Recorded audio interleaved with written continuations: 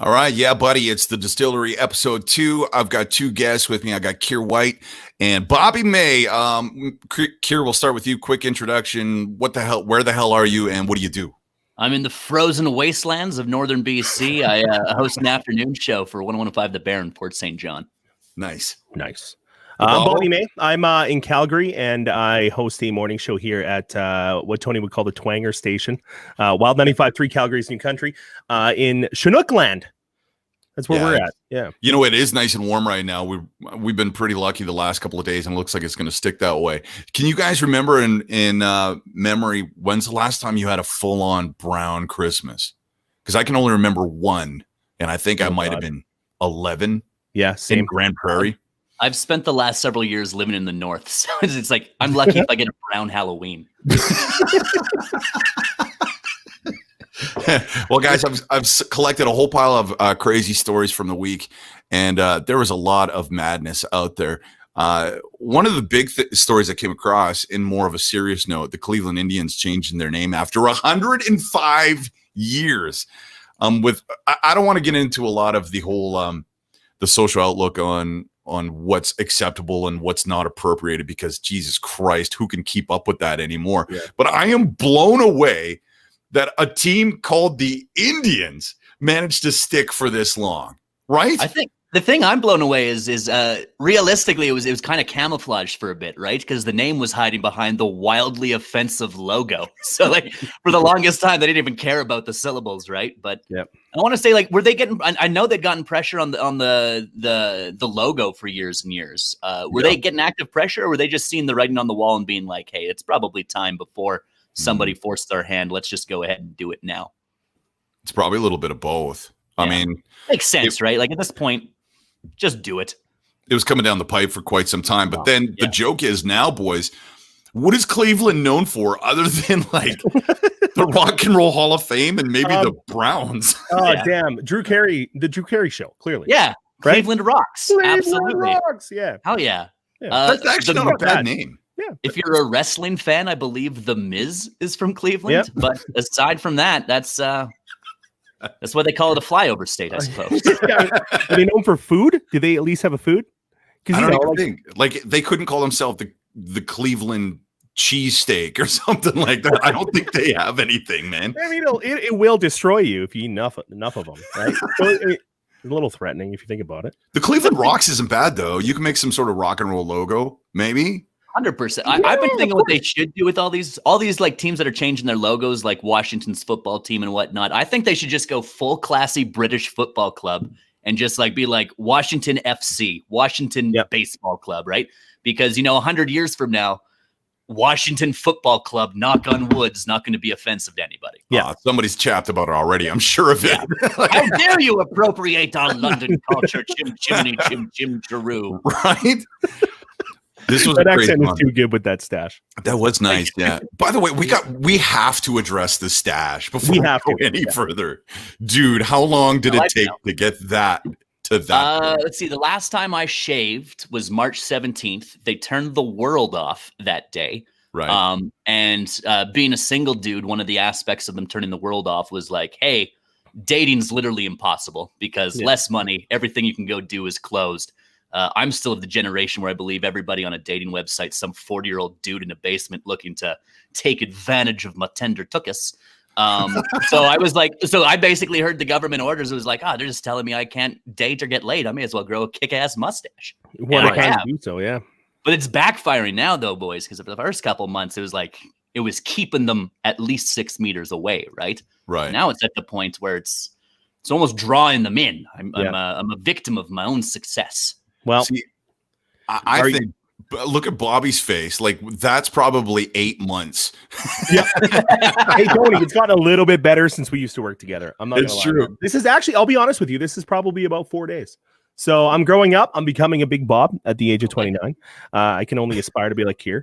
One day. Should do maybe next pandemic I will attempt. The trick is to start early, right? Like this was 10 months ago, right? But so what's your level right now is perfect. What are you talking right here? Is this wax or is it olive oil? I did a fresh wax just before you just go like this, Bob. You go like this, and then you get a combination of it's beard oil on casual days, and then when you need to look fancy for a wildly successful internet radio show, you wax that puppy up. Nice. Also, to be honest with you, it's almost a necessity if you want to do things like eat sandwiches or anything that's not on a fork. To be honest with you, mustaches, like if you see a man with a mustache in the wild, like respect that man because he's struggling. All right, that doesn't come without sacrifice. He's saying things like, "Well, I guess I can't have ice cream on a hot day. I'll look foolish afterwards." So this is crazy. Indiana Jones 5. They've confirmed that this thing's going to pop, but you guys watched the last one, right? It was pretty rough. It was bad. I don't know why they would even consider jumping. It's done. It's seen its course, but I mean, diehards, right? It's kind of like Star Wars to the point where, it doesn't matter how bad it's going to be. People are still going to go, right? So, like, surely Harrison Ford isn't that broke. I guess how much does it cost to pay insurance on crashed airplanes, right? Because he's had a bit of a track record with that the last couple of years. Yeah. Look, I tore up a very fancy golf course. I've got bills to pay. Now, the thing that strikes me, though, Harrison Ford seems like the kind of guy that could probably operate an airplane. My thing is, he also seems like the kind of guy that likes to drink. You know what I'm saying? So, in the 40s, those two things weren't mutually exclusive. Hey, get up in that plane there, son. You're going to war. Here's a shot of brandy. Well, that's it. I mean, if you were going to be a fighter pilot, how you do that sober, I have no idea. Dude, that was I love military aviation history, not to be a nerd or nothing, but I just wish that the requirement to be a fighter pilot now was the same as it was back in like World War I and World War II, where it was like the requirement was like, how huge are your testicles? Yeah. And if the answer was pretty huge, they were like, get in the plane, you'll be in combat in a week. Yeah. Now you got to be like a math professor to get. Do you mind getting shot the fuck down on your second mission? And are you cool with that? It's like, whatever, man. You keep me lubricated. Anytime I think about like military service, I think we all do it. Like especially around Remembrance Day, you get into the docks like Band of Brothers, and you're like, what would I do in the army? And I always think because like I would sign up obviously if you got to that point where like it was a matter of morals, everyone has to go fight. But I'm not going to lie and say that I don't think, like, which job in the army involves the least amount of walking? Because that's the one I want. So I want the drone down, man.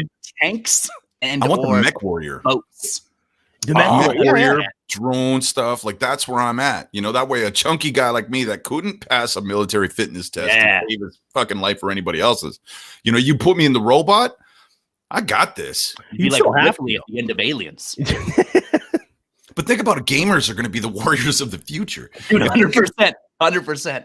If they put the PlayStation controller, and I believe they did this already with drones. Yeah. We got this. We're going to be all right. Oh, yeah. We're going to be good. We're all going to be good in this room right here. We're fine. We've been practicing. We're a squadron. We're all right. 100%. Yeah. If zombies come in, I know how to deal with that. Exactly. All right? Get to the Pack-a-Punch box as soon as possible. That's science. There was a new study that came out because everything's getting delivered these days. And this is American side of things. And they said that consumers would rather give up alcohol than food delivery. They're doing it wrong, man. Like, you eat the ravioli, the SpaghettiOs, and you order the liquor. Like, that's what you do. That's how you do it. The whole ordered food thing, by the way, has become interesting because it's basically restaurant survival for some cats. Man, this came around, and actually, you know what? If this pandemic were to happen, or if it was to happen, hell, when did Skip the Dishes come around? 5 years ago? Maybe about that? Yeah. So if this would have happened 10 years ago, we would see a lot more small businesses not surviving right now. And everybody says like, oh, Skip takes this, Skip takes that from restaurants, but it might take a little bit. But at the same time, it's still helping a lot right now. You know what I mean? Like, I like the curbside pickup. Honestly. I don't mind that. Yeah. If you're keeping someplace going, and now I've seen specialized menus.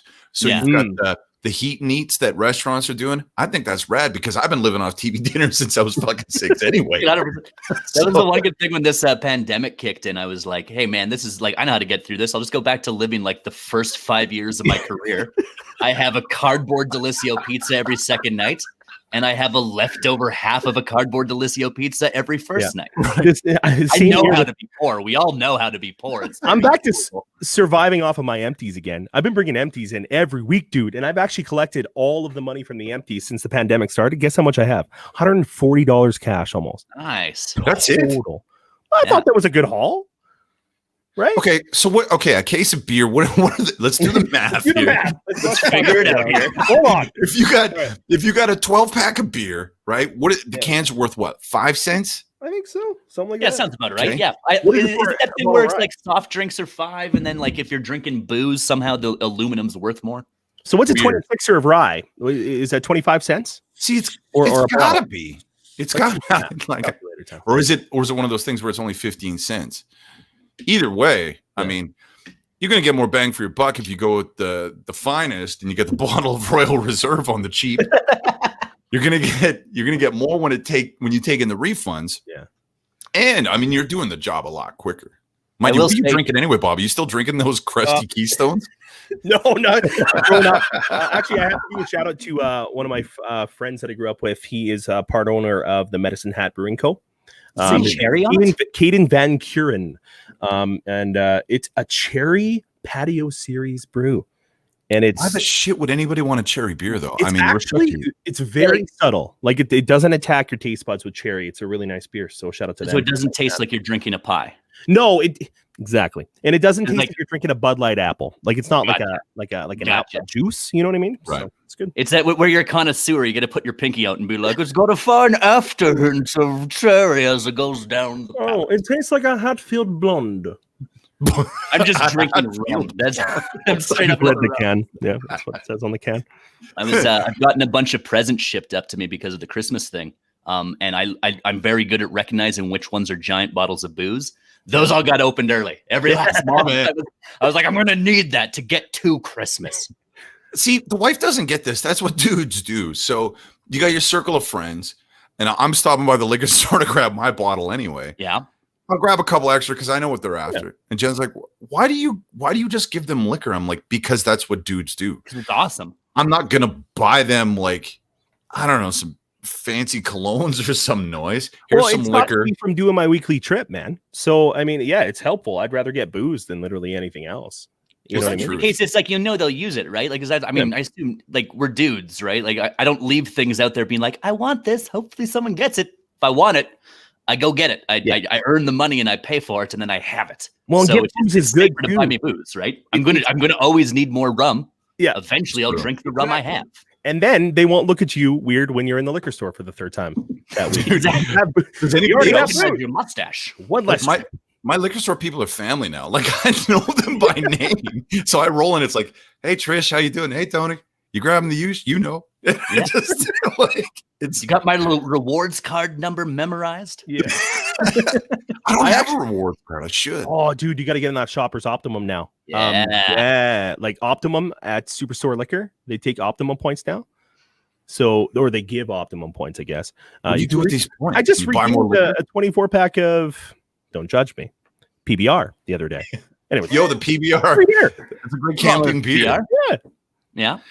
PBR isn't a payday beer. I mean, but it's a perfectly acceptable beer, though. Right? Yeah. I guess it's not what I usually buy for myself, but if I'm at like a party and someone's like, grab a Pabst, I'll be like, I will. Yeah. And I'll probably mock your hipsterism while I'm at it because I like making jokes from 2010.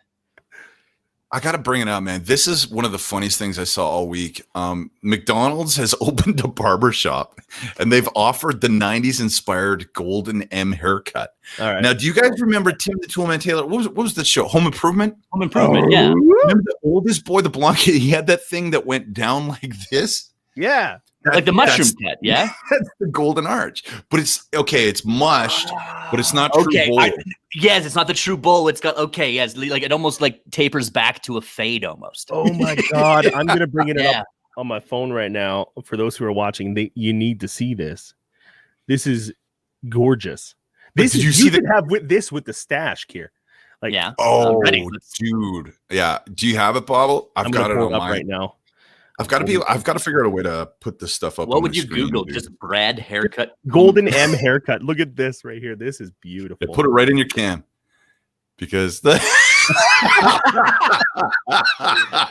He looks like he's about to learn a lesson from Wilson. For us follically challenged folks, I mean, you know, I was lucky in the 90s, but for the most part, I had long ass hair. Back when I had hair, it was down to my ass. Yeah. So I skipped a lot of the dude cuts until it came to a point where people finally convinced me to cut my hair. And I don't know if they did it because they thought I would look better or if they just wanted to see if they could convince me to do it. So I chopped this stuff and I got the Caesar cut. Do you remember this? Oh my God, Caesar cut. I still get the Caesar cut, man. There is a photo floating around out there somewhere. I think my wife has it. And God, I'm going to get her to delete it. But I had the tips, man. Nice. You got the frosted tips. See, I got through the frosted tips phase because I was like really deep in a decade-long buzz cut phase. So I was like, I kept it like hard. I went reverse Tony. I kept it really, really short. And then around 20, I was like, I'm going to see how long I can get this. I got it down to about Cliff Burton length. And then I was like, all right, I'm hot. It's plus 40 in Edmonton. Yeah. I'm going to chop this bad boy off, and have never gotten. Bobby and I can both agree. You should frost those fucking muzz tips. Oh my God! I just don't know if having that much peroxide near my mouth and nose is a good idea. You got to just ferment it. You got to just ferment the base, right? And then slowly, you know, as you're just fermenting, that's when you bleach the tips just a little bit. Do you find yourself doing this like?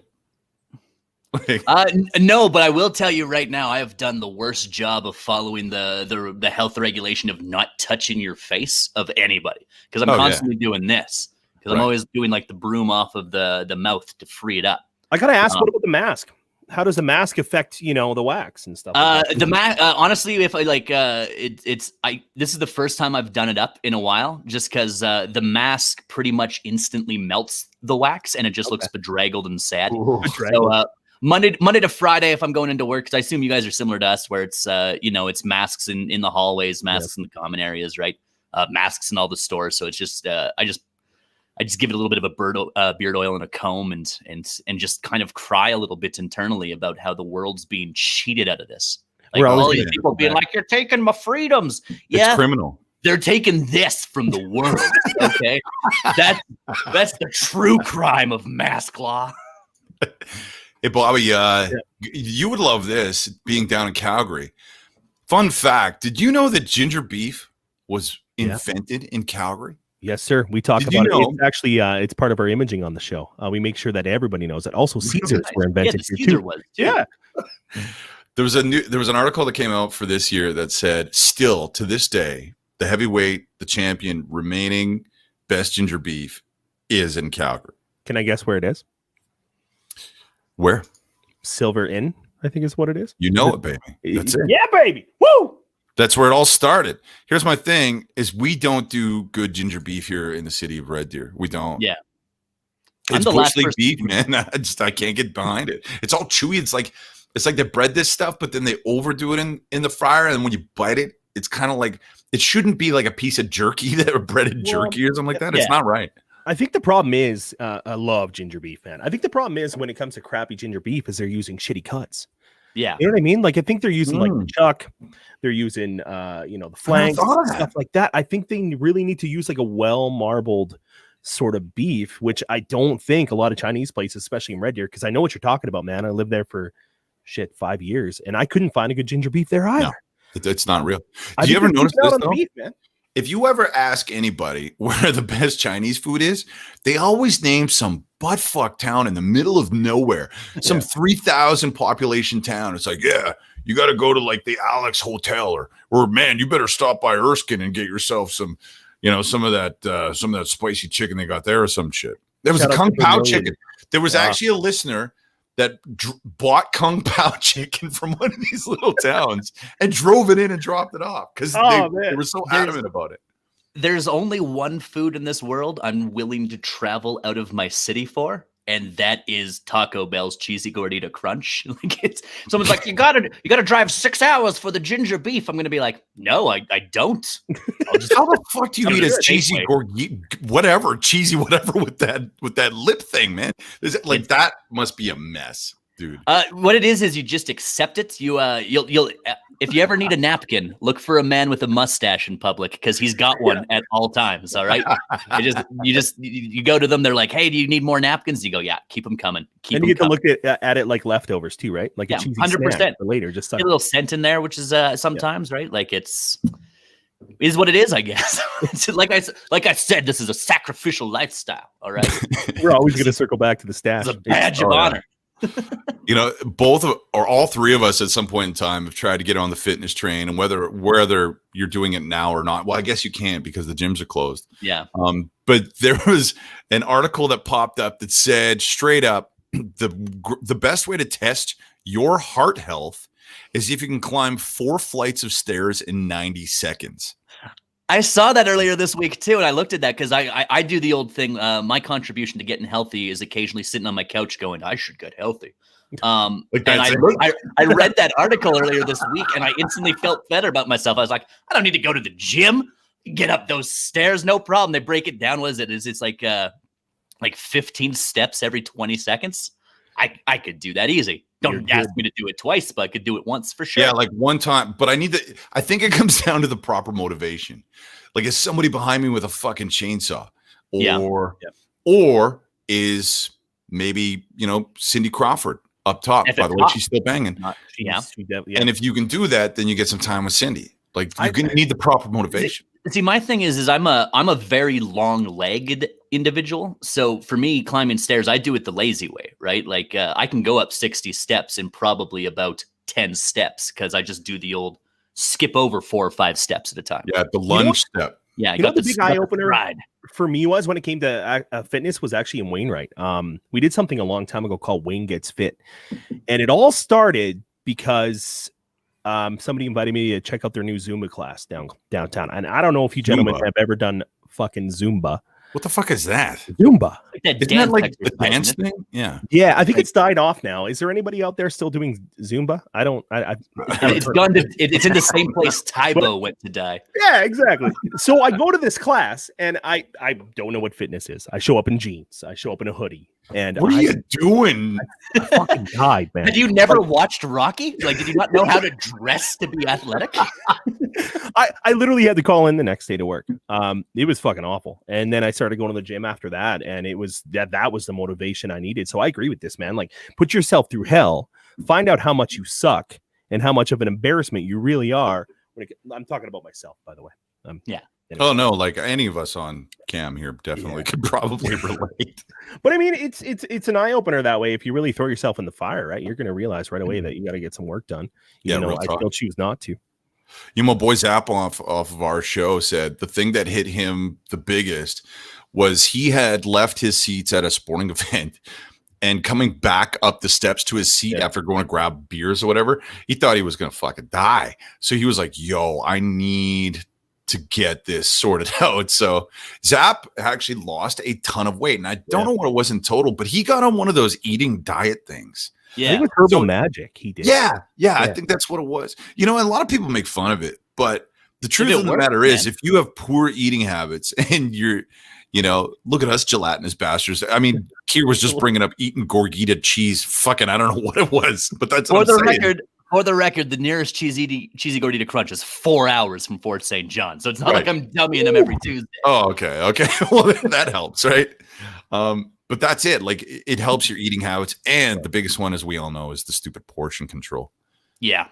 You got to get it right, get it tight. I mean, you're 29 now, Bob. Kier, how old are you?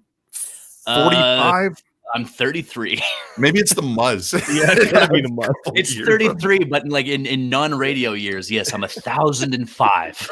Holy shit! Can we take a moment to look at Raymond Holland's profile pic in that Santa Claus on the screen? It's amazing. But that's Santa Claus.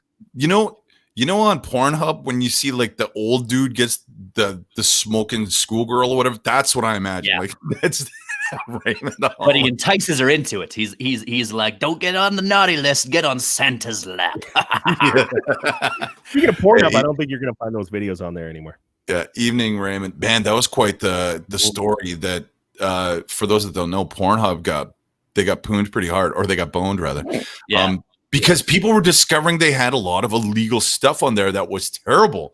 Yeah. And I mean, I guess if you left anything to just people can upload whatever they want, you never know what's out there, right? There's no way you'd have enough moderators on the planet to keep up with that. So am Especially I surprised? About, like, not really, but when you're talking about a site like Pornhub, like they're probably adding like 1 million videos a day, right? Yeah. Yeah. I mean, where do you find them? This is the beginning too for all of this. Like we're going to see it literally everywhere. We're going to see it. I think we're going to see more crackdowns, not only on Pornhub, but Internet TikTok, in general. everything, man. Like all of the different porn sites. I can't be on TikTok, Bobby. Like, what are you talking about? Listen, man, dude, I'm a 42-year-old man. I go on TikTok. You know what? All I see 16-year-old girls in dance videos. Yeah. I can't be on this app, man. That's nasty. It's a scary adventure. The tricks to tweak the algorithm. I don't know if you guys are a fan of the podcast Your Mama's House with Tom Segura. What? Your Mama's House. It's great. If you're a fan of Tom Segura's comedy, he does it with his wife Christina P. But Christina curates dark talks, is what she calls them, and she just finds like insane people essentially doing insane people things on TikTok, and her algorithm is such now that she doesn't get dancing 16-year-olds. She gets meth heads running into a brick wall. Good God. It's all about tweaking your algorithms, Tone. If you don't like finding specialty, go searching. Yeah. Speaking of algorithms and stuff, have you guys seen it on Netflix? I watched it this past week. The Social Dilemma. Dude. No. Oh, it's incredible. My girlfriend and I literally, speaking of which, she just brought me a beer. Thanks, honey. Thanks, honey. Yeah. Thank you. Tony says thanks, honey. So does Kier. Anyways, no, it opened my eyes, my man. Like I mean, I'm back on my phone and scrolling like nonstop again, but I was off my phone for probably 3 days after that. It's our jobs, though. We got to be Kier. Just to explain, here's the deal. A lot of it is shit that we kind of knew already. Okay, so the idea is that the Facebooks and the Googles of the world and shit like that are all monitoring every fucking click you do, seeing how long you linger on things, all this stuff, because at the end of the day, they want to try and monetize your ass by creating an algorithm that will keep you on their app the longest. So you have Facebook, Instagram, Twitter, TikTok, all this shit. Now, the idea is it's free, but the only reason it's free is because you are the product. They're selling you to the advertisers because just by virtue of demographics and whatever. And as Kier scrolls through, all of a sudden fucking mustache wax shows up because but that's it. They're trying to sell you this stuff, right? It's 100%. Crazy, dude. I find like because we're all aware of the algorithm, and I think us like working in what we work in as an industry, we're probably more aware than your average Joe too. But I find like the algorithm is definitely there. It's definitely putting stuff in my feed, but because I'm cynical, I know how advertising works. I find I'm very resistant to it, right? Like it's once every 6 years I see something in the Facebook feed where I'm like, maybe I will give this sketchy Chinese company my credit card number. But there's some people out there who are not, like I'm speaking of family. You know what I mean? Like my old man, when he first saw his first Wish article pop up, Jesus, the stuff he was pulling in there. I just got a new fishing rod, and I'm like, oh yeah, you get it. Wish. But it's made of like the cheapest plastic. It's just a cat on a string. just dip it in the lake. Yeah, it's for a squirrel. It's a fishing rod for a fucking squirrel, Dad. And you spent $39 plus $24.99 in shipping too from China. Oh, like, dude. What are you doing, man? You learned a little bit. He's still dipping in the Wish water, but that's the crazy thing now with like Christmas kicking around. Everybody's doing the mail shits because we all can't kick it with our families, right? And that it can be a huge expense if you just go the snail mail and hope for the best. Yeah. Right. But as soon as it's anything that's package worthy other than a card or something like that, you're screwed. Like if there was ever a year to fully embrace gift cards, this is the one. Just send the fucking envelope, the gift card, and be like, here's a Christmas later. And that's it. No packages, no nothing. I find this thing's made me feel adult because I sent my first ever Christmas cards earlier this week. Just because I was like not going home for Christmas, gonna at least send some cards, do presents later in January. Whoa, hold on. Were they homemade or did you like buy them? Or was it like you posing with your mustache next to a fireplace or something? No, they were from my mom and my sister. So I was like, let's not make the next family reunion weird and awkward. Well, teach their own. Yeah. But the good thing was so I go and I'm feeling all grown up. And because of the restrictions of how many people can be in a place, right? It was me and 3 old ladies standing in the vestibule waiting to go into the post office proper. And these 3 old ladies were just shit talking this young dude who was inside the post office mailing something. They're like, he didn't even have it in a box ready to go. What's he thinking? And it was like 4 minutes of shit talking. Then he finally leaves. And they shit talked him all the way out the door. You need to bring your parcel boxes and be ready to go. I'm just sitting there because they had a lot of other shit to do, or they just know they're on the edge and they can drop it any. Yeah, I think that's what it did. They're probably like, this could be my last Christmas. Well, and they're experts. You think about it, right? Baking time. They've been doing it for a long time, 100%. Right? Like you look at it, it's no different than us trying to teach, our parents how to use social 100%. Media. We're like, fucking God. People. I guarantee this kid's like 19, 20. He doesn't even know how to spell stamp properly, right? Like everything he's ever had to send, he's like email or I'll he's see probably you so fucking humble too. He probably saw the signs, that they're always the signs there now. Yeah. Please have your package ready to go. But this poor bastard was just like, I gotta roll the dice, and he just, please, sir. Please, ma'am, can you please take this and send us to where the fuck it's gotta go? He's probably like me too. Like in the cases, I'm not sitting at home at my writing desk, like using cursive to do handwritten letters, in your right? drawing room. So I had to, the only reason I literally had 2 cards, like envelopes. I had to wait in a line for 20 minutes because I don't have stamps in the house. Who the hell has stamps anymore? Right, exactly. Where do you even put them? I don't know where to put them. Top right corner. That and I remember we learned in grade 2. How many? My co-host and I were talking about this the other day because she went through the exact same thing. The post office. She's like, "Here you go, ma'am. Stamps. Like, where do you put them? Top right, bottom? Yeah. You put them in top right, and then I think like different stamps are worth different amounts, but it's the same as like buying stuff, right? Like if you have 4 25-cent stamps, you can use it to send it $1 stamps worth of distance or whatever. Honestly, I have no goddamn idea. Like I have zero idea on how much they're worth. But I feel like they should be like, 5 cents, 10 cents, whatever. But it should be something that denotes. Like if it's a 1 cent stamp, then put a 1 cent on it. Right. Like it's a 1 cent stamp. So therefore, it's a picture of Edmonton Oilers like Tommy Sal or something. But if it's a 15-cent stamp, then you get something legit, right? Yeah. You get a Messier going or the Gretzky. Yeah. No, Gretzky's going to be that fancy airmail stamp. Yeah. It's like, put this on the private jet, send it up. Speaking of Gretzky, did you see they found all that memorabilia that got stolen from Walter Gretzky? Yeah, dude. Oh my God.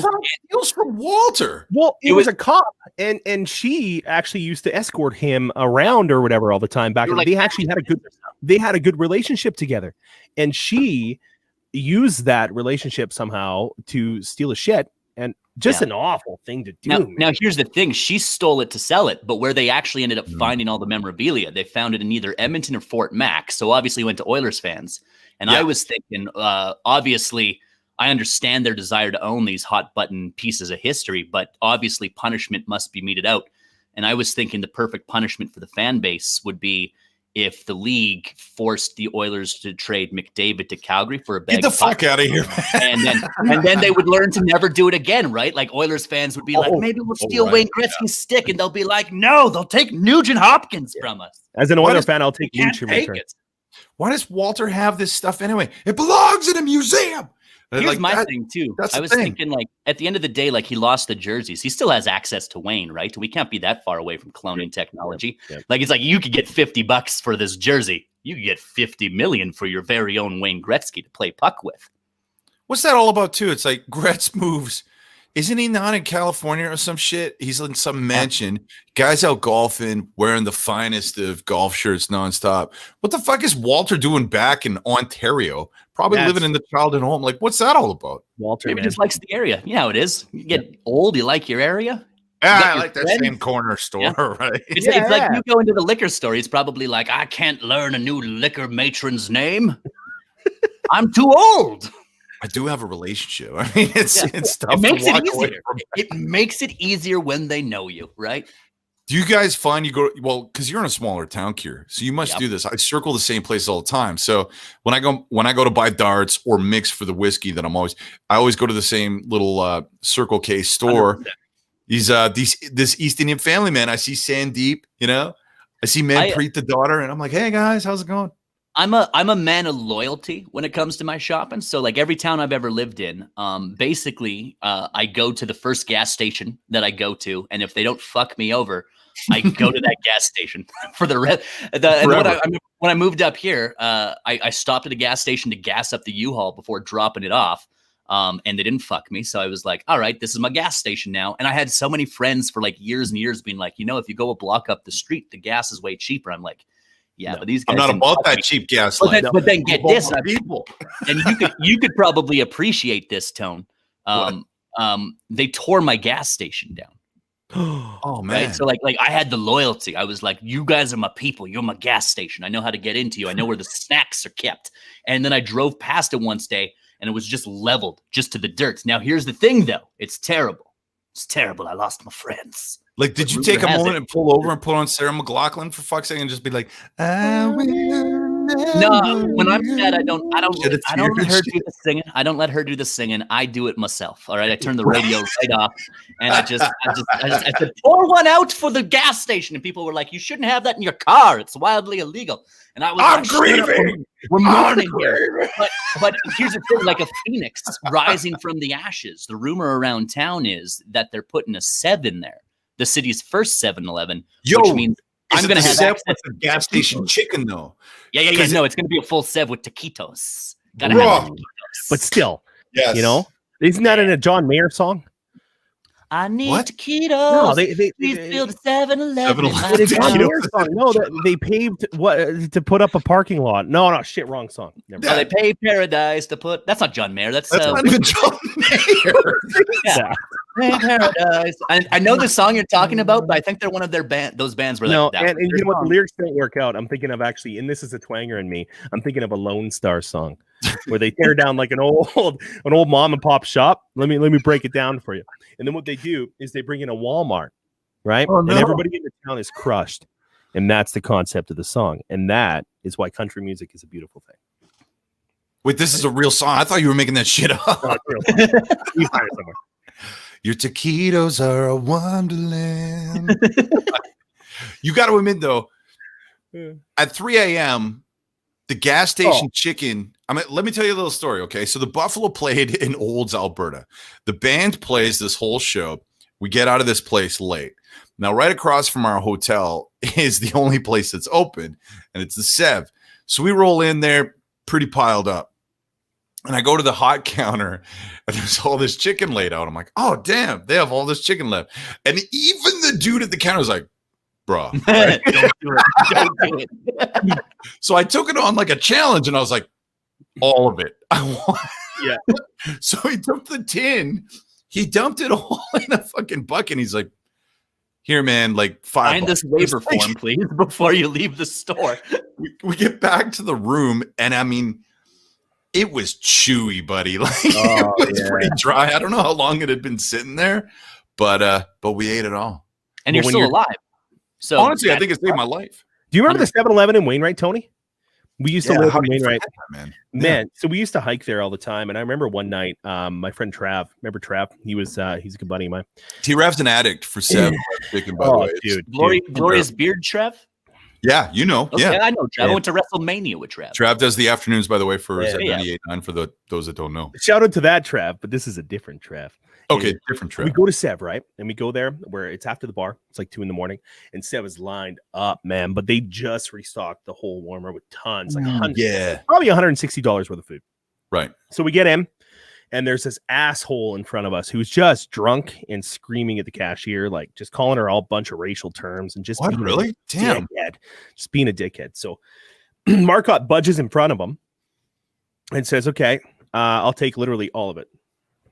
And this guy is just the whole counter.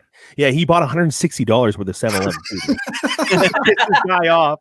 He was like, they almost fought in the parking lot. They didn't, but he was choked, man.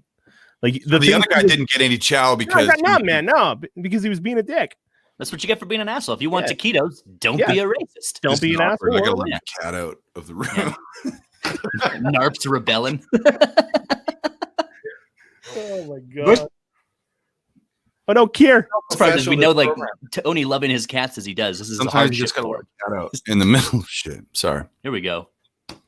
Anyway, Savalev, man, like it'll do crazy things to your gut. Doing? He's 15, man. He's old. Yeah. He's still making it. He's still doing it. It blows my goddamn mind. Honestly. Mortal kitty. Yeah. Get him on the black metal cats on Instagram there. Just Satan lives within my fur. I will never die. But sometimes, I come across like an Instagram and it just pisses me off. And I'm like, man, this is the dumbest thing in the world, but it's kind of genius at the same time. Like the stupid metal cats. Oh, yeah. I love that one. And they're killing it. 100%. You're out here and you've got your selfie cam on. You got 100%. Your selfie light on and you filtered the fuck out of it. And you still can't get the love. Do you follow Gary Holt on Instagram there, Tony? That sounds familiar. Gary Holt, founding member of Exodus, then he replaced Hanneman in Slayer when Hanneman yes, okay. His Instagram is like 3 things: Satan, shredding thrash metal guitar, and kittens. Like it's literally an Instagram profile made for you, Tony. Follow Gary Holt because it's all shredding guitar videos, guitar reveals, kittens, and Satan. He's one of the best Instagram followers out there, or not followers, follows. Noted. I've literally made a note of it. Yeah, he's writing it down as we speak. Have you guys come across the siblings or dating Instagram yet? No. Oh my god, dude. So here, you've never heard of this? Oh, dude. Oh my god, it's hilarious. I'm gonna guess it's from northern Alberta where I grew up. It's real. Yeah, it's real. You just scroll through and it's maybe a brother-sister picture, but they look like they're together and vice versa. And people are commenting, guessing, and then they reveal it the next post, I'm pretty sure. It's an adventure, man. If get off TikTok, get on siblings or dating on their Instagram. Is it like when you say the next post they reveal, so is it a case where they like put up a picture and they're like, they smashing? And then it's like, no, they're at a bar mitzvah.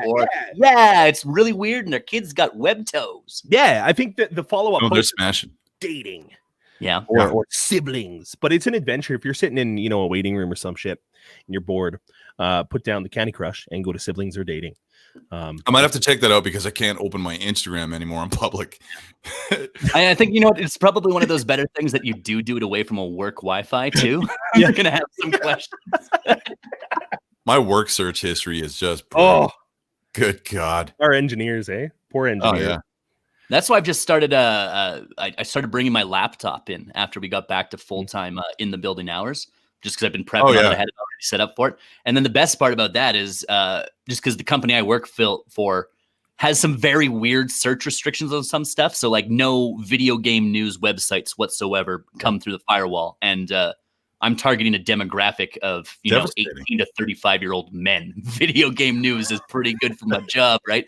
But I just pop it up on the laptop because the laptop's not blocked because it's not on the network. We got blocked from. That's where I'll get all my cousins' dating news from. It's a true story. They had to block Netflix off of our company email or internet because so many people were watching Netflix. I'm like, who? How? Who? I worked with a girl, man. It was a midday girl at I won't mention which station, but yeah, man. Between talk breaks, she would watch Breaking Bad.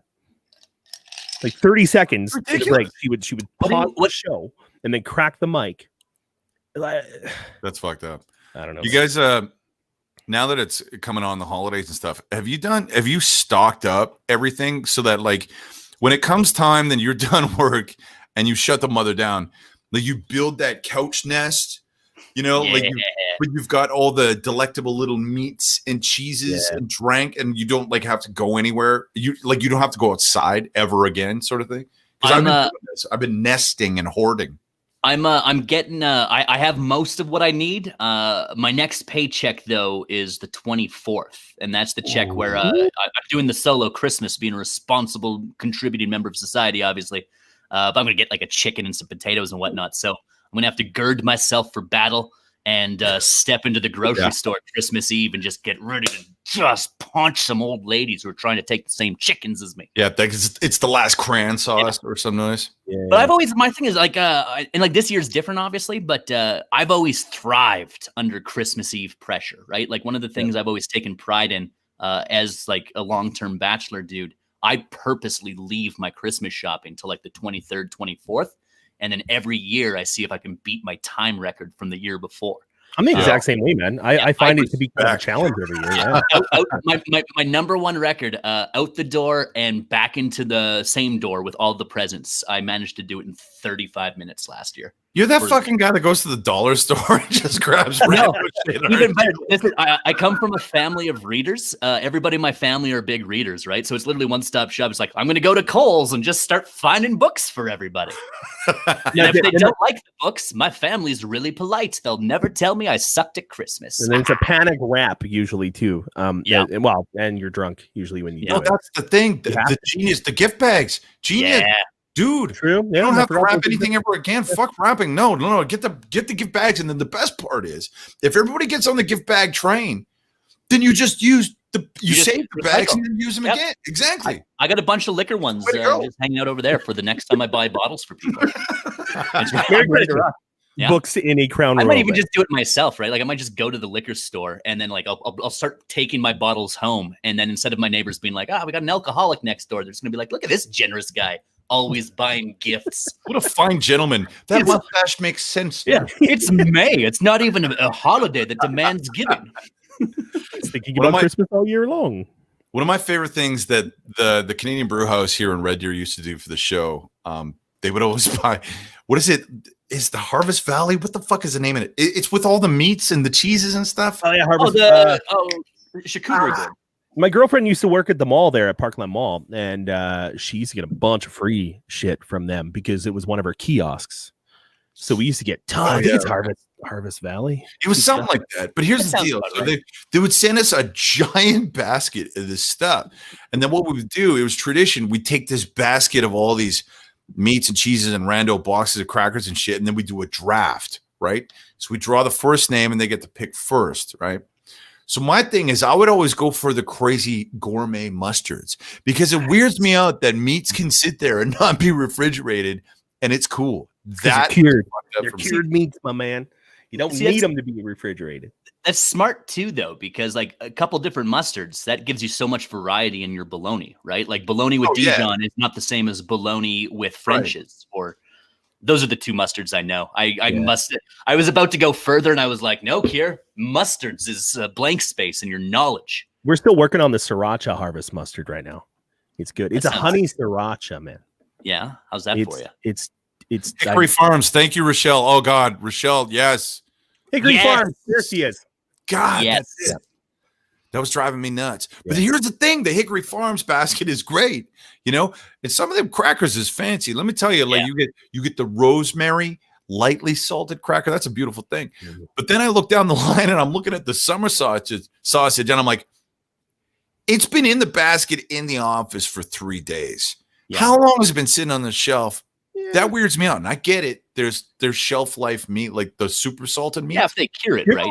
You ever look at the ingredients on it? The nutritional stuff? Dude. It's 3,400% in saturated fat. I look like I have high blood pressure, and it's because of Hickory Farms.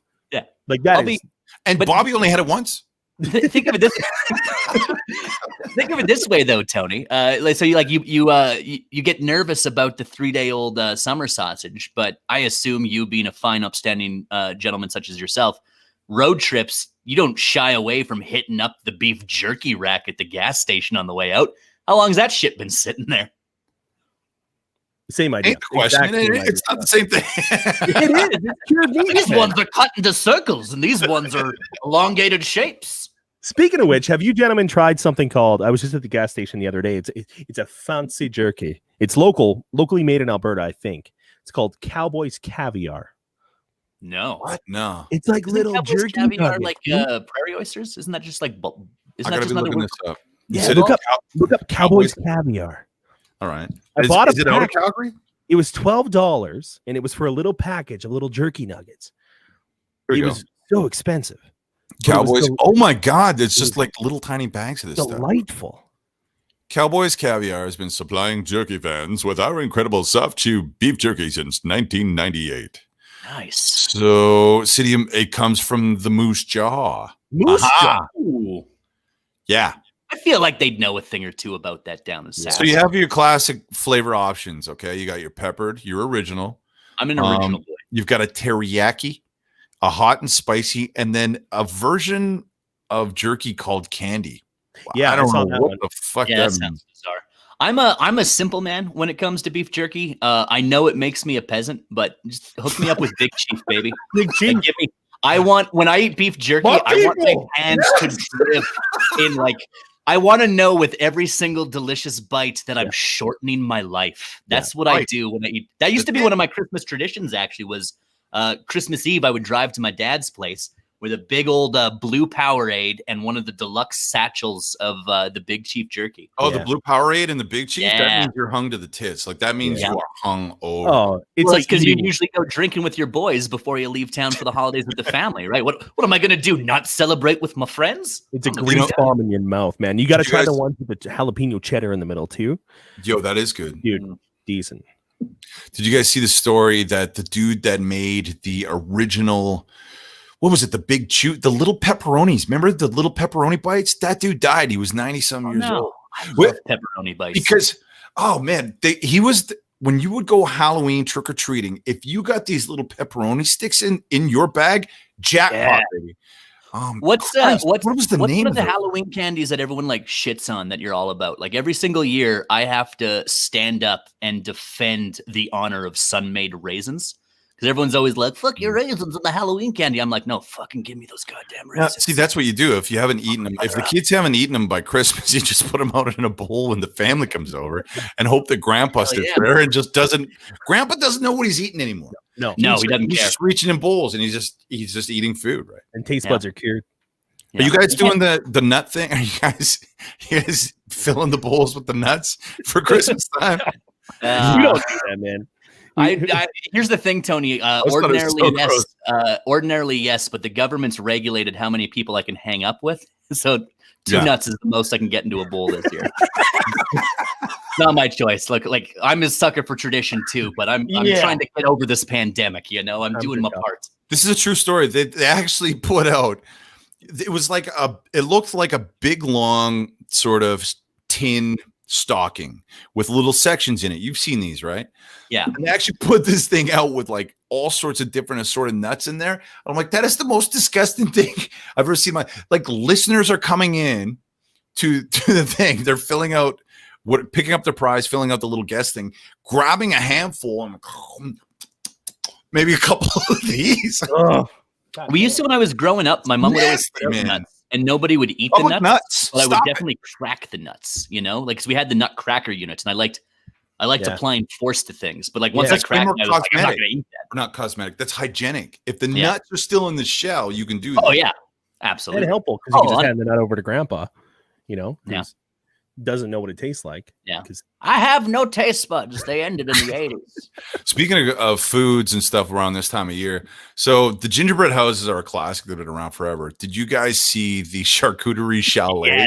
Yes. I love those because here's the thing. I think we can all agree that like building a gingerbread house is a fun, magical, seasonal activity that makes you feel warm and cozy. Actually, eating a gingerbread house is a pain in the goddamn ass, man. That shit is stale within 2 days. The icing is rock hard, cutting the top of your mouth. Whereas the charcuterie chalet, grease it's not making it out of the night. All right. That house is not making it outside of the night. You give me a satchel of crackers, no matter the shape. I'm dummying those. My thoughts on this with the charcuterie chalet, and I was having a discussion with my co-host about this the other day. It's expensive because we're talking Hickory Farms here again, guys. Yeah. So you've got your expensive cheeses, delicious. Don't get me wrong, but why aren't we doing, a Lunchable chalet? The budget we're talking. For real. No names farmer sausage. We're talking Bologna. Or like square hams, like square ham, man. Yeah, man. We're talking just premium cake cracker, saltine. Instead of icing, you seal it with that spreadable cheese from the Snap. Velveeta. Get a little Velveeta. Maybe some fancy mustards we were talking about. You get that honey spicy mustard. Yeah. When you lay that square ham over the roof of the house, and then when you're doing fine details, all the decorating part that's usually left to candy, Dunkaroos. Right? Yeah. But the no-name ones, because we're on a budget. Maybe like those, what are those, the cheeses, the fucking goldfish? Hey? Maybe the goldfish? Mm-hmm. Get a nice little fish pond. I like that. Speaking of Dunkaroos, do you guys see Dunkaroos is doing cereal now? They're doing Dunkaroos cereal. They like it's like the people at Dunkaroos sat there and were like, it's time to dethrone Cinnamon Toast Crunch is the most candy-based cereal on earth. They finally discovered their calling. Yeah, you don't even put milk on it. You just get that crappy icing and you melt it and just drizzle it over top. Get in there. Every second box, you get a free diabetes needle. You're going to need it. Speaking of which, milk fucked me today. Okay, so I'm at the grocery store and I grab a pile of stuff because I'm trying not to go out at Christmas. I want to be able to like roll out of the office, go home. Yeah, we're prepared. We're ready to go. So I did the thing where you stack up the whole back seat and all that stuff, and I opened the back door of my truck, and boom, boom, boom, out rolls the giant jug of milk. No. And I thought it was okay. It was dented on the side. I'm like, okay, there's nothing leaking. I was wrong, friends. As I'm trying to one trip it because that's what dudes do. 100%. I'm rolling in the door, and now I'm seeing like there's milk on my jacket. I'm like, what's this all about? Damn it. So on the top part, so the jug is like this, right? It goes down and there's a little dent in the top. So I'm thinking to myself, that's where the leak is. So I open the thing up and I down it so it goes past the milk jug. Problem solving with Tony. Or so I thought, friends. No, it was in the bottom. So now it's in the milk jug is sitting in the sink, and I'm going through the Tupperware like a fucking wildcat, like this. Trying to find a container of where's the goddamn? I'm looking for the old school plastic juice pitcher. Yeah. So boom, I lay it down. I fill up the juice pitcher. Damn it! I still have like this much milk left in the thing. So all I had left. Do you guys remember the Bubba Keg mugs? Oh, hell yeah. So I grabbed the Bubba Keg mug that I had bought from Mexico. I filled the last little bit of milk in this thing, and there was still a little bit left. I couldn't drink it, dude. I didn't feel right for an hour and a half. I had a belly full of milk. So what'd you do? Throw the Bubba in the fridge too? How do you explain that to Jen? Yeah, now I got a juice pitch and a Bubba filled with milk. Here's the question: Was Jennifer was she proud of your forward thinking, or was she like, dude, that girl was outside talking to the neighbor. I'm yelling. I'm like, I have a milk emergency, Jennifer. We need you. Where's the goddamn juice pitcher? But she's outside having a conversation with the neighbor. So I'm on my own, boy. Meanwhile, you got a milk explosion. You're filling with your jugs. Here's the big question, though. When you had the structural problems with the milk, did you end up getting milk in the truck? And are you going to be hunting that sour smell for the next? No, man. There was no milk in the truck because it was when it tumbled out. Nice. Okay. So I'm okay with that. But my jacket might have a little of that sour funk on it now. Yeah. So I might have to wash my jacket, which I can't do because I'm too fat. And if I wash it, it's going to shrink and it'll be like a big fuzzy plaid sausage casing around me as I'm walking. I figured it out. You just next time you take the truck to the car wash, just hang it up with the floor mats and just hose it down. Hose it down and then just hang it out the window on the way back. Let it air dry. Air dry is key. Yeah. I feel that. Yeah. No, but charcuterie wreaths are the next thing. Yes. I saw that too. So yeah, like it went from gingerbread houses, charcuterie chalets, now the charcuterie wreaths, which is an interesting idea, but it's not anywhere near as cool because I like the fact that you have to fucking structurally engineer something. Yeah. Just laying it out on a board. Yeah. It's just a charcuterie wreath, though. Is the charcuterie wreath, one would have to assume that's a charitable contribution, right? Like, anytime I want snacks, I'm not going and opening my front door, like. Well, that's it. If I feel like the charcuterie wreath hanging there so that, like, the local birds and dog population are like, it's Christmas for me too. Yeah. No, once again, you're talking financing here, guys. Like, we're talking expenses. We're talking cured meats that are costing tons of money just to put outside. Is that what it is? Like, is it an actual wreath that you No, man. So what they do is they take the cutting board, Bravo, right? They take the cutting board and then they lay it out in like a meat and cheese fancy wreath thing. But I say that if you're going to do a charcuterie wreath, you got to get the wire, friend. You get the old coat hanger, right? You untwist it, and then you're putting meats on it, kind of like a shish kebab, right? Yeah. And then you hang that fucker on your door because it stays cold, and then people come home and they're like, oh. Hey, or around your neck. Wear it around your neck. On the subject of all this charcuterie talk, when did we invent the word charcuterie? Because until like 3 years ago, it was just a meat and cheese tray. I called it the bachelor platter forever. I remember the first time I heard charcuterie board. I was moonlighting. I moonlighted as a stripper DJ in the before times. I forgot about that. And at the time, the owner of the one place I worked at, he'd been into the pops, and he was just hammered drunk. He was like, "Kier, I need you to get me a charcuterie board." What? And I literally, I looked at him. I was like, "Randy, you're gonna have to explain that one to me. I don't know what the fuck a charcuterie board is." He was like, "It's got meat and it's got cheese." And I was like, "A meat and cheese tray?" And he was like, "No, I want a charcuterie board." You there, Fred? Get to be and that's literally how. So like this fancy ass word for meat and cheese tray that everyone's got. Everyone's like, "Oh, charcuterie board." Yeah, but I associate that with a small town strip club in my brain. So. Now you look like you invented the charcuterie board, Kier. Yeah, 100%. Yes. Hello. I should have put on my flat cap. I should have put on my Peaky Blinders hat. Yeah. Really giving it to Gus. That's the thing. I don't know. I think charcuterie came about when people started adding fucking figs and jelly. Really expensive meats. Then there's us with the Hickory Farms meat that's been sitting in that packaging for 4 years. We don't know. You give me a Ritz cracker, a piece of medium marbled cheese, and just a straight up slice of pepperoni. That's all I need. I usually even in the before times, there was certain things I'd look at on the tray and I'd be like, that ain't for me. Anytime you get those crackers where it's like, hey, I'm healthy for you, and I've got nuts and berries involved. I'm like, get the fuck out of here. Yeah, as soon as you put nuts and berries in there. Give me a Ritz. Give me a Ritz cracker. You guys see this article floating around this week? I had no idea this was a tradition. I thought it was a one-off. No, this is a regional thing in Wisconsin where they every year around this time they make a festive sandwich called the Cannibal Sandwich. Dude, we were talking about this at work the other day. It's 2 pieces of bread. You got sliced raw onion, little salt and pepper, and a pile of raw ground beef. Yeah. Okay. Why? I feel like it's an American thing. I remember the first time I ordered a burger in America, and the waiter was like, "How do you want it?" And I was like, "Right, fucking cooked, obviously."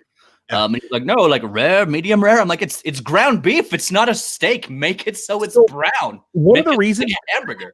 One of the reasons they do that here at restaurants I heard this, I don't know if it's true or not, but at a lot of American restaurants, they grind their meat right before cook day. So right before dinner time, they start grinding their meat, right? Whereas a lot of restaurants here, they bring in meats from, different resources and different places. Ground, right? Yeah. They buy it ground, which means it's been sitting out longer with more access to air, exposure to air, bacteria, stuff like that. So we are basically ordered here in Canada to cook it fully for the safety of consumers. Whereas in the States, whereas in the States, they can grind it right then and there, and it's not being exposed to oxygen and bacteria. I just learned something. Bobby May, you should add professor in front of your name. Actually, all this knowledge I didn't have before. We do a segment on the show. It's called Professor Bobby at 8:30 every morning. So kids were out of school. Hey, girlfriend just bought me whiskey. Nice. Thank you, Bobby May's wife. Kier says, "Thank you, Bobby May's wife." Yeah, how come my wife ain't bringing me with? Yo, Jeff. Yeah. I love you. Can you fill this up? Make me a fresh one. I love you. I don't know if I can. Hi, Jen. Make it stiff. You know what I'm talking about. It's got to be this. The whiskey goes here. I gotta I want to sip it in it, and it fucking hurts. Okay, I'm not sure if you've seen me sneakily making my drinks off camera, but I literally just got the 40-pounder on the desk. Is that Kraken too? Are you drinking Kraken? Yeah, my mom brought me my Christmas. My mom works in public health in Alberta, so she kind of had an idea that the lockdown was coming before everybody. And so she brought me all my presents the week before, and she's like, "Try to leave until Christmas." I was like, "I absolutely will, Mom." Except that one, which is clearly a 40-pounder, which I'm opening the moment you leave. Beautiful. That burger, man, I'll tell you. Have you guys tried any of that? What the hell is that called? It's fancy. It's kind of like charcuterie. You go and they scoop you. They use an ice cream scoop, and they fucking put it in a shot glass, and then you eat it with a tiny spoon, like you're eating one of those little ice creams. What it's raw meat? ground beef, man. What? That's gross. Oh, are you talking about steak tartare? Tartare. Oh, okay. Yeah, that's a fancy steak. Yeah. That's real. Is it? And I don't know. Jess is the producer for X Marks is probably watching this. He's going to kill me, but I think It's just really high-end steak. Okay. That's cubed up, really small. I think it's tossed in some olive oil, herbs, and salt. Yeah. And then they basically serve it like crackers and stuff or something. Yeah. My dad got it at a restaurant a couple of years ago and was like, try this. And I was like, okay. And then I did the polite, but like that was what my face was doing. But my brain was like, I'm glad I'll never fucking chicken that again in my life. And here's the thing: I'm a proud Albertan, man. I'm a proud Albertan. I love my beef. I love my beef industry. I just want it cooked, is all. I'm also a proud supporter of the propane industry, and therefore we got to cook that meat. Thank you, Jen. That's what I'm talking about. It's like, so the first time that I went to try sushi, I'm like, I don't know what this is about. I don't even like fish that much to begin with, right? Yeah. But we all have these friends. No, it's so good. It's more than just the fish. It's the sauce and the fucking wasabi and all this shit. I'm like, okay, but it was nasty, man. I couldn't get behind it. I love the now. Deep fried California rolls or whatever the hell they are. That's what I'm saying. That's what I discovered. What is it? Is it tempura or is it called something? Yeah. Tempura is the one where they use that where they do the batter. Batter stuff. Yeah. That's what I'm talking. Yeah. All right. But they figured it out. Like that's my thing is like they figured it out. You got tempura that's cooked, and it's great. Yet you still continue to make this raw ass stuff. I don't get that. There was sushi for me was one of those things. I remember when I was a kid, like we'd go to sushi restaurants because my parents loved it, and I was not a fan because I'm 5. I want a hot dog, not a delicately sliced raw piece of fish. But the past like 6-7 years, all about it now. I will fuck up some sushi. But is it like raw fish or is it like the dynamite rolls or a California? I'll do sashimi. Like I'll get a nice piece of like raw salmon or whatnot. Or what's the one where it's like, okay, there's sashimi, which is just the straight up, here's a raw piece of fish. And then there's the one where it's like a raw piece of fish over that like peanut shaped chunk of rice. Yeah. I like them all, to be honest with you. Like when in doubt, just add wasabi. I don't know. And then that soy sauce, like, I don't know what that stuff is, but it's different than the usual China white, man. That stuff is like 8,000% salt or some noise. Yeah. I don't know what that's all about, but that's what I did. I dipped it like it's huge. Nah, man. Well, what you're supposed to do, Tony, is you're supposed to take the wasabi and you put it in the soy sauce and then you break it up. And so it's a soy sauce wasabi dip. Yep. The wasabi needs to go into the soy sauce to make the soy sauce take its ultimate form. There's already too much education in trying to eat something that I really don't enjoy. Are you intimidated by the chopsticks? Because man, if you are, get a cheater. That's what I call them. The little thing. That's another thing I don't get. Like the chopsticks. Man, listen, they invented forks. They fixed it. Yeah. What? You can try to sit there and be all fancy with your 2 sticks, but you can't tell me that it's not difficult. Like it's difficult. It doesn't have to. Can I tell a quick Westerner's chopstick story for you? When I was a kid, both my parents were born and raised in Calgary, so we'd go down to visit grandparents. We'd go to the Stampede every year. One year we go to the Stampede, and we're all really well behaved. My parents were like, "You guys can all go get something from the gift shop." So we go to the gift shop, and in the gift shop was a rack of personalized sheriff badge buttons, where it'd be like Sheriff Kyle, Sheriff Katie. Those are my brother and sister's names.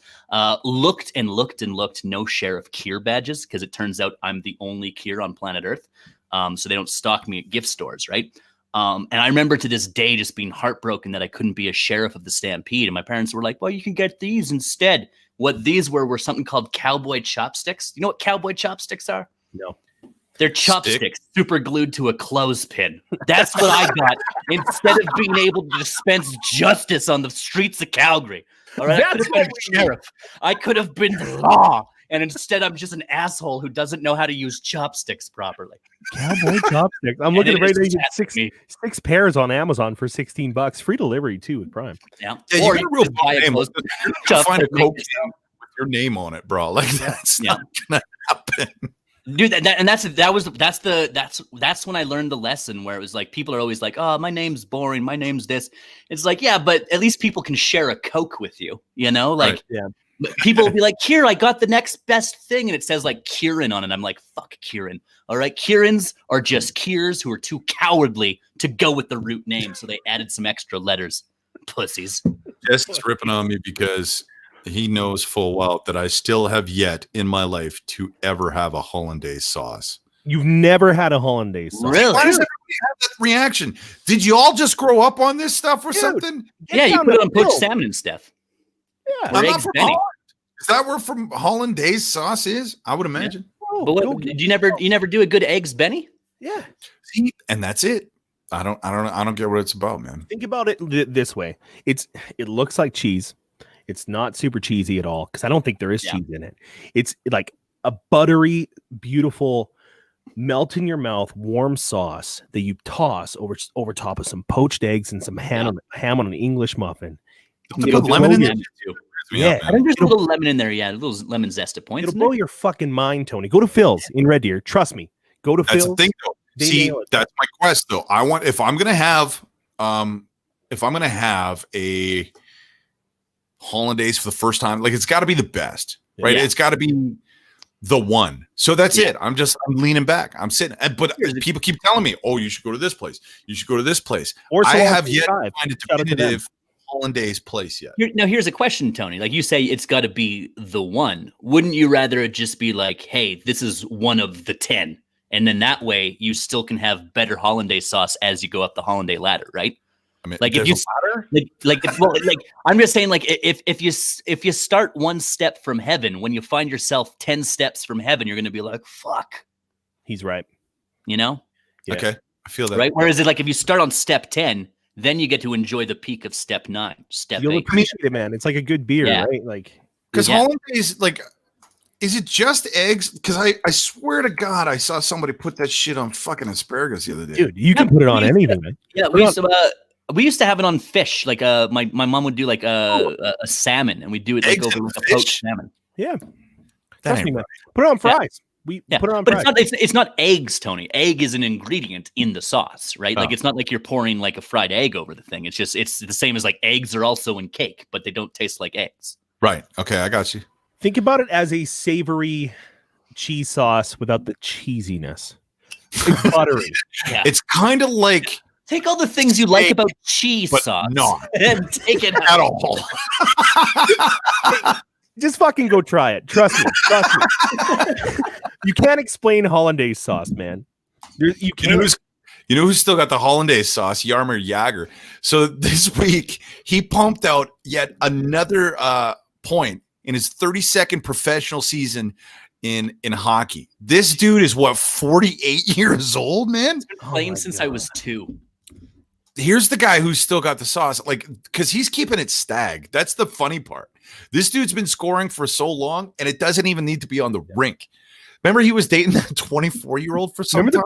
And the pictures he took, it was just like she tried to blackmail him because he slept with her. She was of legal age, way younger than him, obviously, and she was trying to be like, "I'll blackmail you," and he was just like, "What are you gonna do? Tell the world I slept with a hot 19-year-old?" And it was the whole time. It was the best. It's like, I hit that. And we all went, "Oh!" And that was literally the world's reaction, where it was like, "Thank you, Jaromir Jagr, for acknowledging that you didn't do anything wrong, because it was her cheating on her boyfriend, not the other way around." But here's my question to you, okay? Because I see a guy like Connor McDavid. Here's a young dude. He's like arguably one of the best in his field, in his sport. Not even arguably. He's just straight up the best hockey player today, and that's coming from a Flames fan. And the guy, he's got this girl, Lauren, that he's been with forever. So the question to you boys is, do you keep it stag, or do you lock it down and just not bother with the game because you could never trust somebody down the line? That's the thing, is I think if he's been with her forever, like if he meets anybody after this, he's meeting somebody where he has to worry about are they wondering if I'm lovely, or are they like, "Hey, what? You're the highest paid athlete in your sport. I like shiny shit." Right. Yeah. Whereas, like, if she's with him when he's like, pimple faced and living in a strange family's billet house. Here's the thing, though. That's some loyalty earned right there. When Connor McDavid was 12, people were still like, "This guy's gonna have shiny shit." You know what I mean? So, like, when did they meet? Do we know? See, if I look at the timeline, I think it was probably back when he was just about to go pro. Because they were high school sweethearts. Is that what it is? Like they met in high school or something? I don't know. He came in as an 18. Don't get me wrong. Like, I'm happy for the guy. He found somebody, but I just know, we all know, you change a lot from that time of 18 to 30. You evolve a lot, right? Yeah. And just especially when you're in a position like him, where it's like not only is he a professional athlete, but he's a face of a franchise in a Canadian market with expectations. That's what I'm saying. Expectations that are obviously never met. but still expectations nonetheless. See, Connor seems like the guy that would he's keep very it. mature. Like he's one of those guys who don't. Every time I see his actual age, I'm always like, oh right, I forgot he's not a 40-year-old like. He's not like us. He's not like us at all. God no. He I think he hit his, I'm 29 years old. He's more mature than I'll ever be, I think, at his age right now. Oh, yeah. Like he had to be 30 years old when he was like 15, man. Yeah, it's weird. He had to learn a lot different than we did, right? Speaking of hockey boys, I know this might turn some people off, but I'm pretty excited for what looks to be a go for the World Juniors. Team Canada, and they're starting on Christmas Day, which is fascinating to me. They haven't done that in forever. It used to be a tradition. Team Canada plays their first game. That would be Boxing Day. And now because it's in Edmonton and they're going to bubble these kids up, we're actually going to watch them on prime time when we normally would, say at 7 o'clock or something like that. I was seeing Biz Nasty was tweeting where he was talking about how it like the one plus side of the NHL not starting yet is the spotlight is going to be firmly on these guys. So it might be more than just, Canadians watching World Juniors this year. So more places might realize how good that level of hockey is, right? Like we've known that in this nation forever. It's like you get to see these guys where it's like, Canadians go into a draft class every year already knowing the first round pretty good because we've watched them play for the past 2-3 years in the World Juniors, right? And you're getting excited, you're emotionally invested in these dudes. So the rest of the world getting a chance to see how good that hockey is, I think is good for the sport at the amateur level, which is probably the purest level of the sport. NHL season look like it's going to roll too. Sorry, Bob. No, they still talking in January? Yeah, I think they're January 13th, but they're talking now. There might not be a Canadian bubble. Or there might not be Canadian division, rather, because of health officials and stuff. Unless something's come down since yesterday, I'm not sure. But one thing that I find interesting about the World Juniors is, did you guys look at the schedule at all? Yeah. I haven't, no. We're not taking on the U.S. at all until maybe the semis or like... What? Weird, right? Isn't that weird? I think so. We always take them on, right? Like, are they in the other pool, or are they just... I didn't look at the pools, but I was kind of disappointed to see that we weren't taking them on right away. So obviously, Do we get the Russians at least? No, Bob. But wasn't it the tradition? Was it not New Year's? Yeah, New Year's. Wait, yeah, here. All right. Can you see the shits? Canada, we got Germany, Slovakia, Switzerland, Finland. Yeah. Usually we take them on in the first. What is this? Qualifying rounds? You get at least one in the qualifying round between either them or Russia, who are depending on who's in your pool, right? So I'm kind of choked about that because it used to be every New Year's Eve we'd play the Yanks, but that was my favorite thing.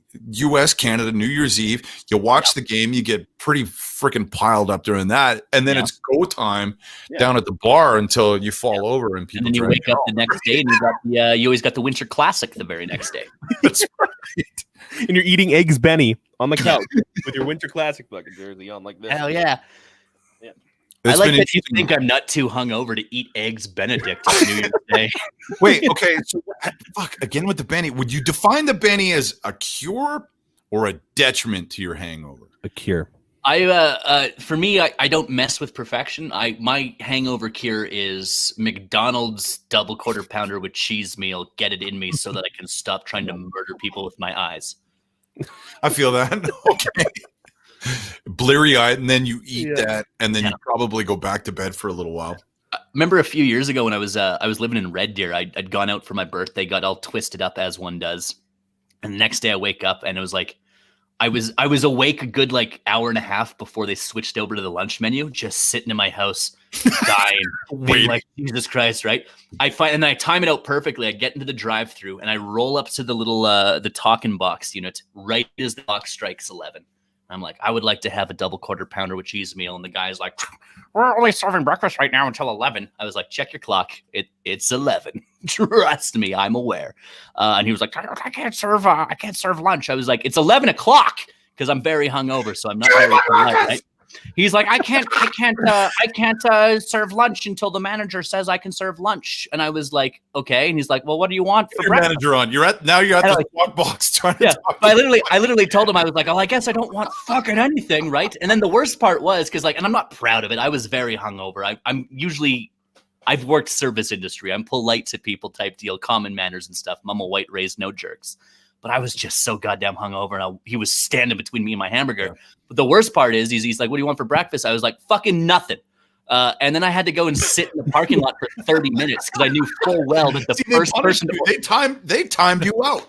Yeah. Well, here's the thing. I guarantee they flipped over, but like for my own peace of mind, I made myself wait in the parking lot for 45 minutes before going into the restaurant because I knew for a fact the first double quarter pounder going out of that restaurant was going to have so much spit in it. There was a good idea. So much spit in that thing. So I was like, I'll let somebody else pay for my hubris. You would be better just to drive to another McDonald's in Red Deer. Yeah. I can't think about those McDonald's patties though. They're so pliable. Like some kitchen asshat could probably wipe their rump with that thing. Oh, and here's the thing: is I've worked I worked as a kitchen dude going through college, so I know very much. I don't know if I want to know. Let's just say, Tony, that if you've ever seen the movie Waiting, I have. Oh no. It's a cardinal rule. That's common sense. Don't fuck with the people who handle your food. And I fucked with the guy who was going to handle my food, and I waited 30 minutes hungover in the parking lot. And you know the McDonald's too, Tony, because it was when I was living down in your hood. I was down in Inglehood, so it was just that one, just like down in the south end there, like 10 minutes from your house. That's a great Macca's until but only during the day. Whoever's running their overnight shift was absolutely devastatingly bad. It's like he comes in, he's just covered in tattoos, smoking cigarettes. He's not wearing like the McDonald's outfit. He's got like a cut off denim jacket. That's what we used to do, man. I worked at E&W for a while too, and we used to break time. I don't know how they allowed it to happen, but the drive-through went right around the smoke area. So like when people were pulling in, I was out there smoking Export 8 greens. The Green Death. Wow. Yeah, I'm making your fucking teen burgers, Deb. And they would still drive through. And I'm like, now I look back and I'm like, how was I even allowed to do that? Like the manager was out there smoking with me. We were sharing greens. Like, devastating. Gross. All right. So this was the most insane thing that I've ever seen for the whole week. IKEA furniture is devastating to not only shop for, because you have to find the certain flatware throughout the whole fucking warehouse and then try and put this thing together. Anyway, but now you can buy tiny homes from IKEA. I saw that. What? Good God. Tiny homes from IKEA, Bobo. What kind of price are we talking about here, Ree? $47,000. Compared to a mortgage on a home over time, right? I have like here's the thing is like I don't know if I trust IKEA to do it, right? Because like every time I shop at IKEA, I'm missing at least one piece. Like, can you imagine building a tiny home and then you're like, where the fuck's the toilet? I'm gonna need that. 800 feet of electrical wire. Like you just forgot to pick. But that's the other thing. Like, do you not need tickets to build? I've seen people put together furniture that is devastating. Like my cousin Kevin, him and his wife Marnie, they built a tiny home a couple years ago. They just they live in Cochrane, and they just built their own tiny home from scratch. But it's like it's literally it's a house, but it's on like wheels, so they can literally just hook it up to a trailer and move it. So I assume it's probably under the same regulations as like an RV or whatever, as long as you got the right license. That's the way to do it. How do you not get fucking sick of your significant other? Like I love my girlfriend to death, man. I couldn't do it. She would kill me.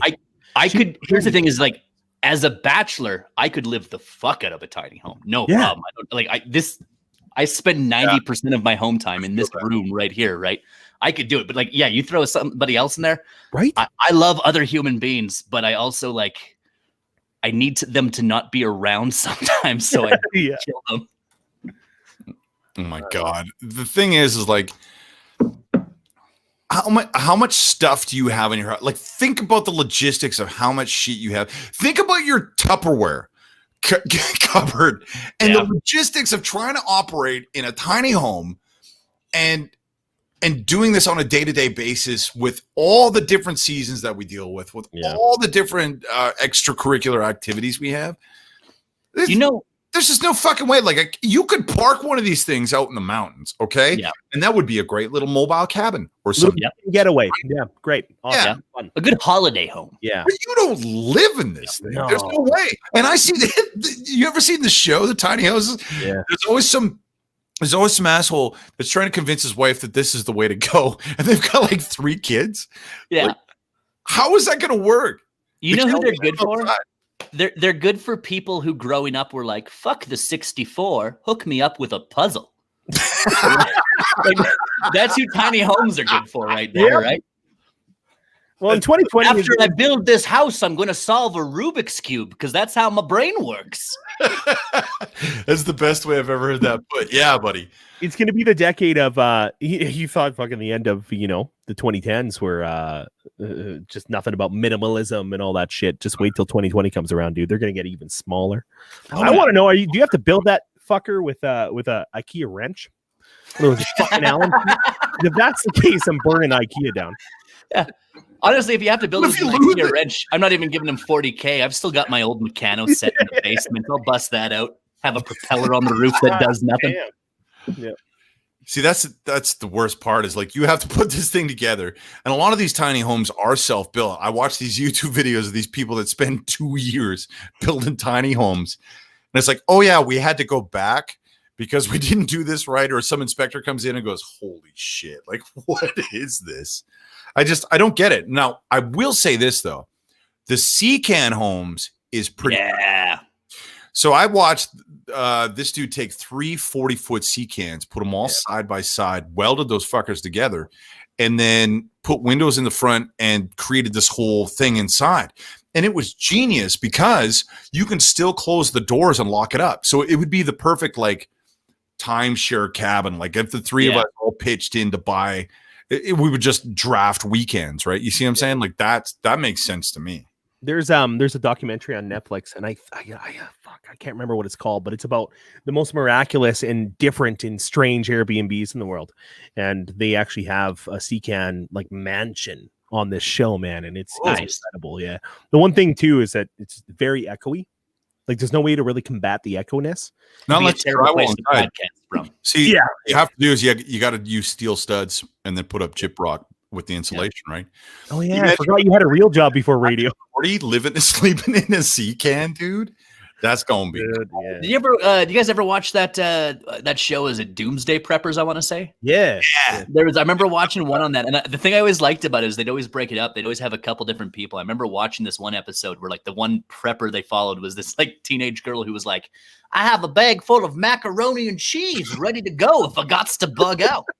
And then the very next one was like this dude was legit. He had this like C-Can compound. He had it set up in like the square formation, like a circle, upraised. Oh, that he had a whole courtyard and everything. It was powered off of animal shit, and he had his animals trained to get out, like jump into his bug out van in case he had to go to his secondary location. But I just remember watching this episode because like one of the things they're doing, he was like, "Well, gotta check to see if the house is bulletproof." And he starts shooting guns at the house. They're like, "Yep, we're good to go. We're fully prepped. We're ready for the world to end." I gotta tell you, if the fall of civilization happens and the anti-maskers win and they take over or some shit, the first thing I'm gonna do, I figured it out, is bum rush the Costco. Because I think you gotta get in there. They got everything you need, right? Yep. But you gotta go in as a pack. And that way you can get what you need. You're going to have to lump up some folks to grab whatever. But that's the only plan I have. Our own emergency management officer, I guess you would call her, Karen Mann, in the city of Red Deer. We always joke about this, where if things go down, you have to have a plan and you're supposed to have 7 days of food and water and all this shit. But I would tell her, I'm just like, why? Yeah. All I need is a firearm and a map to Costco. I'll get what I need. You know what I'm saying? Chicken pot pies, baby. That's the one nice thing about living in a small town like where I live. Like Fort St. John is a hard town full of hard people. So my bug out plan is literally like, I'll go to Seamus's house, and then he'll take care of me because he's a real man. Do you have a town that has how many people? We got like I'm gonna say like 25, 30,000. All right, so it's a city. It should be a city. Here and Seamus. Damn. Yeah. It's like Little Ireland up there. 100%. But it's also, and then you also have all the surrounding like farms and stuff, right? Like this is one of those towns where it's like people think BC, they always think people's stereotype of BC is Vancouver. That's the BC stereotype, right? Most of this province is as gun happy and ready to go to the hills as any part of Alberta ever will be, especially the north where I live. Yeah. Oh yeah, yeah. I would agree with that. I mean, that if you were gonna restart with your own tribe, if you will, the northern West Country is where you got to do it. That's it. Oh yeah. It's so far away from everything, right? There's not a lot of law up here, right? Because that's the thing, is it's hard to prep when you have to follow the rules of man. Circling back, part of your prep should probably not eat, but collect all of the Hickory Farms meats that you've been gifted. They live forever. Just put them in the basement on the prep shelf. And mustard. You got your mustards? Yeah, you got, man. You your wild game and your mustards in your sriracha. I gotta tell you though, like, I'm into the mustard game. Like, it's a different thing. Like, the straight yellow is weak, dude. Yeah. I found a mustard the other day that had fucking horseradish in it. That was a game changer. You gotta up your mustard game. People don't realize this. What's the one thing that isn't currency right now that you have a lot of that you think will set you up to be king in the apocalypse? Ranch dressing. I was gonna say, well, before you finish that, I was gonna say tits and probably ass, but see, that's the thing. No, here's the thing though, Tony. Here's the thing though, because you have to assume with the collapse, there's no internet, right? We're going to assume there's no electricity. I am wise, all right? Even though I haven't looked at them in well over a decade, I've still got the hard copy Club Internationals my brother squirreled away under the mattress before he left.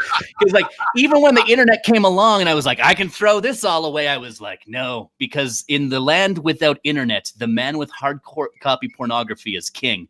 And I plan to be king, right?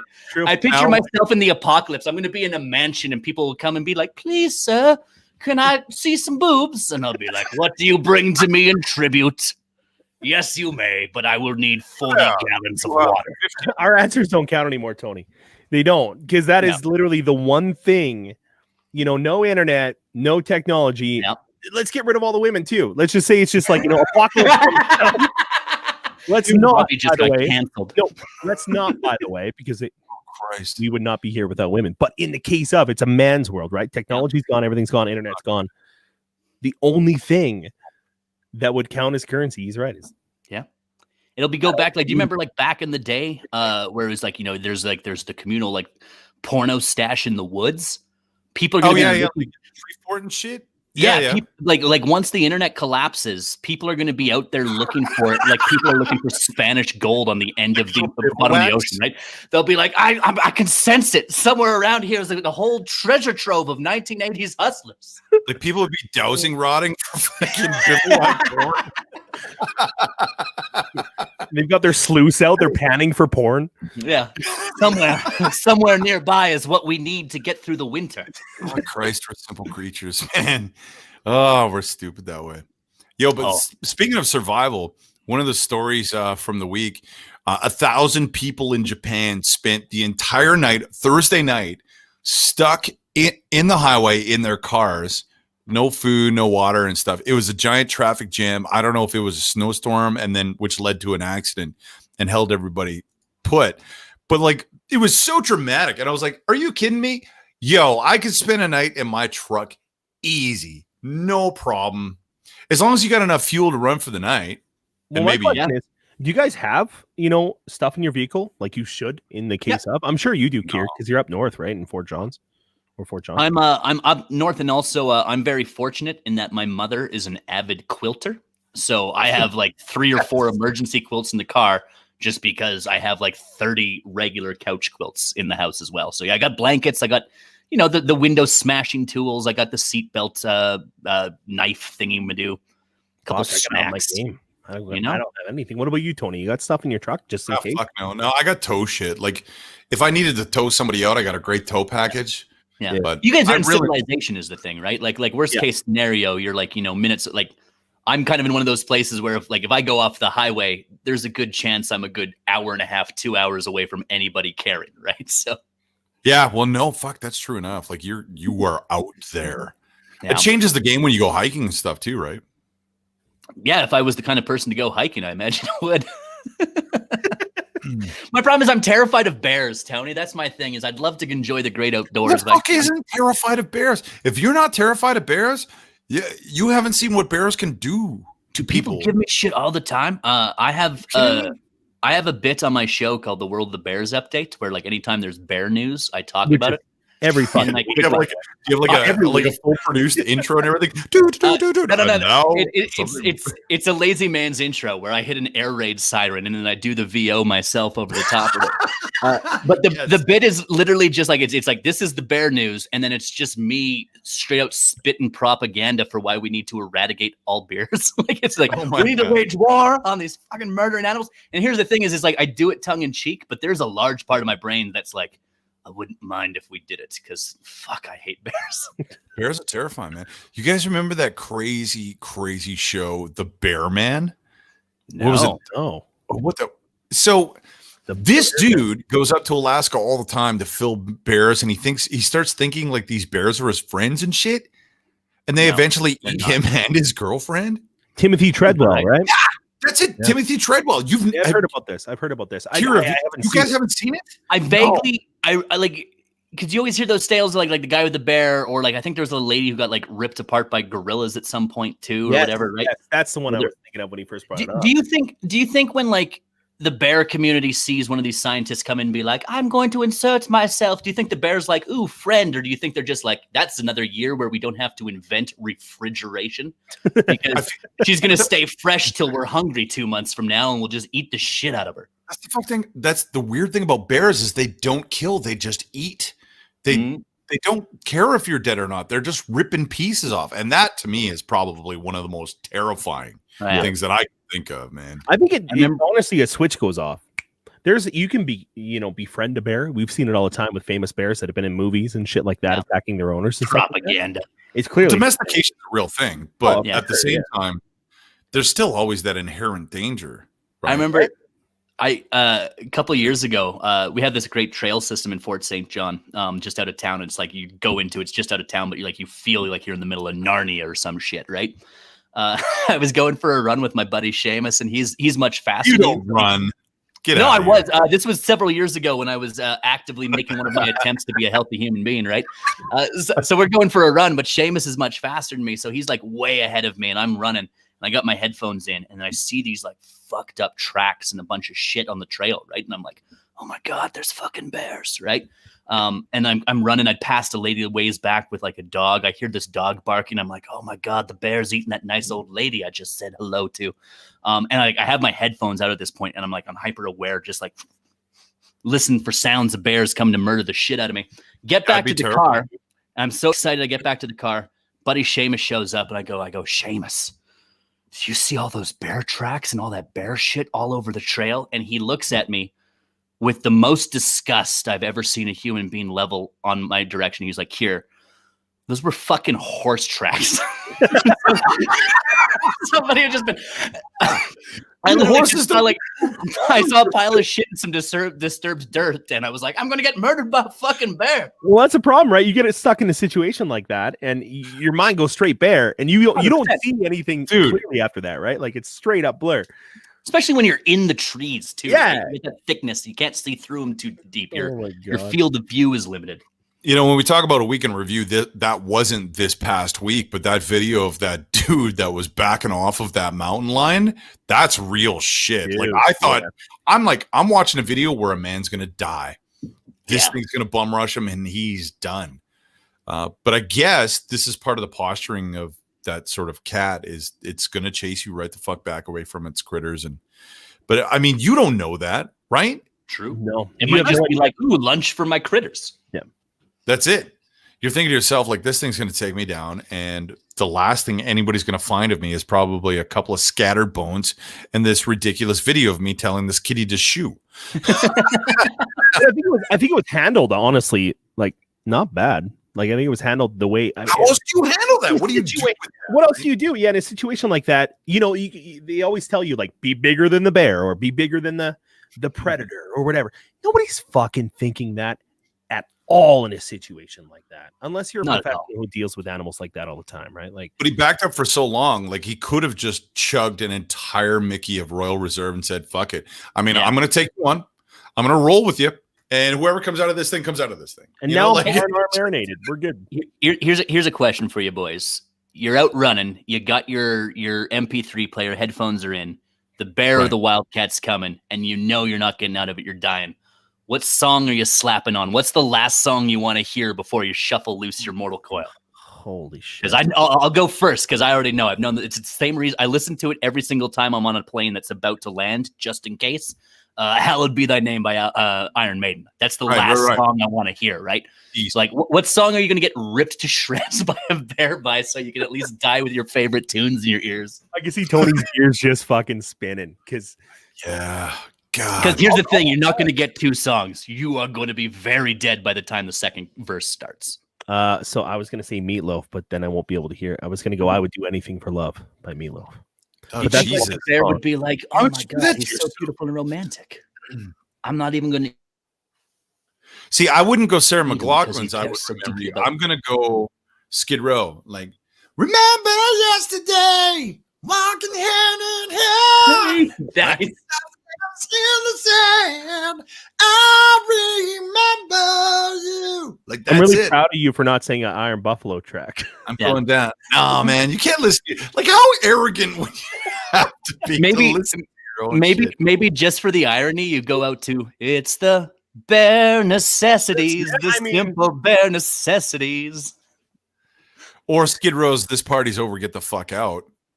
Have you been listening to a lot of Skid Row lately, there, Tony?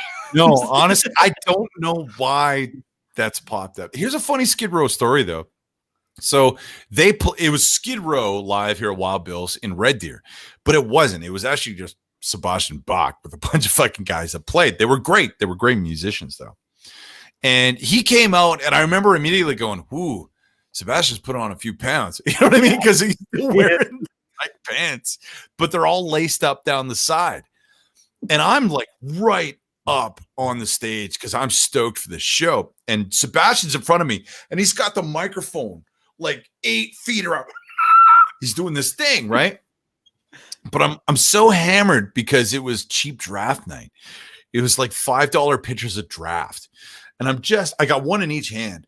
But at one point, I'm looking at Sebastian Bach's leg, and I can't tell if the checker pattern up the side is his flesh, his skin, or if it's a pattern.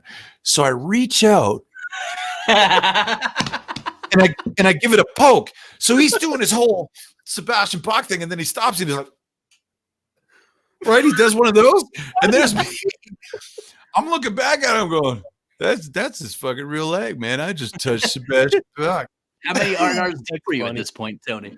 No, that's it. I couldn't afford the whiskey. I drove in from Stellar, and I was drinking the cheap draft jugs. Oh man, it's extra fermented. You're good, but that I'd never been so sick in my life, boys, dude. So the next morning, I had a job to drive a tank truck full of explosive material. So the best thing to do when you're half cut.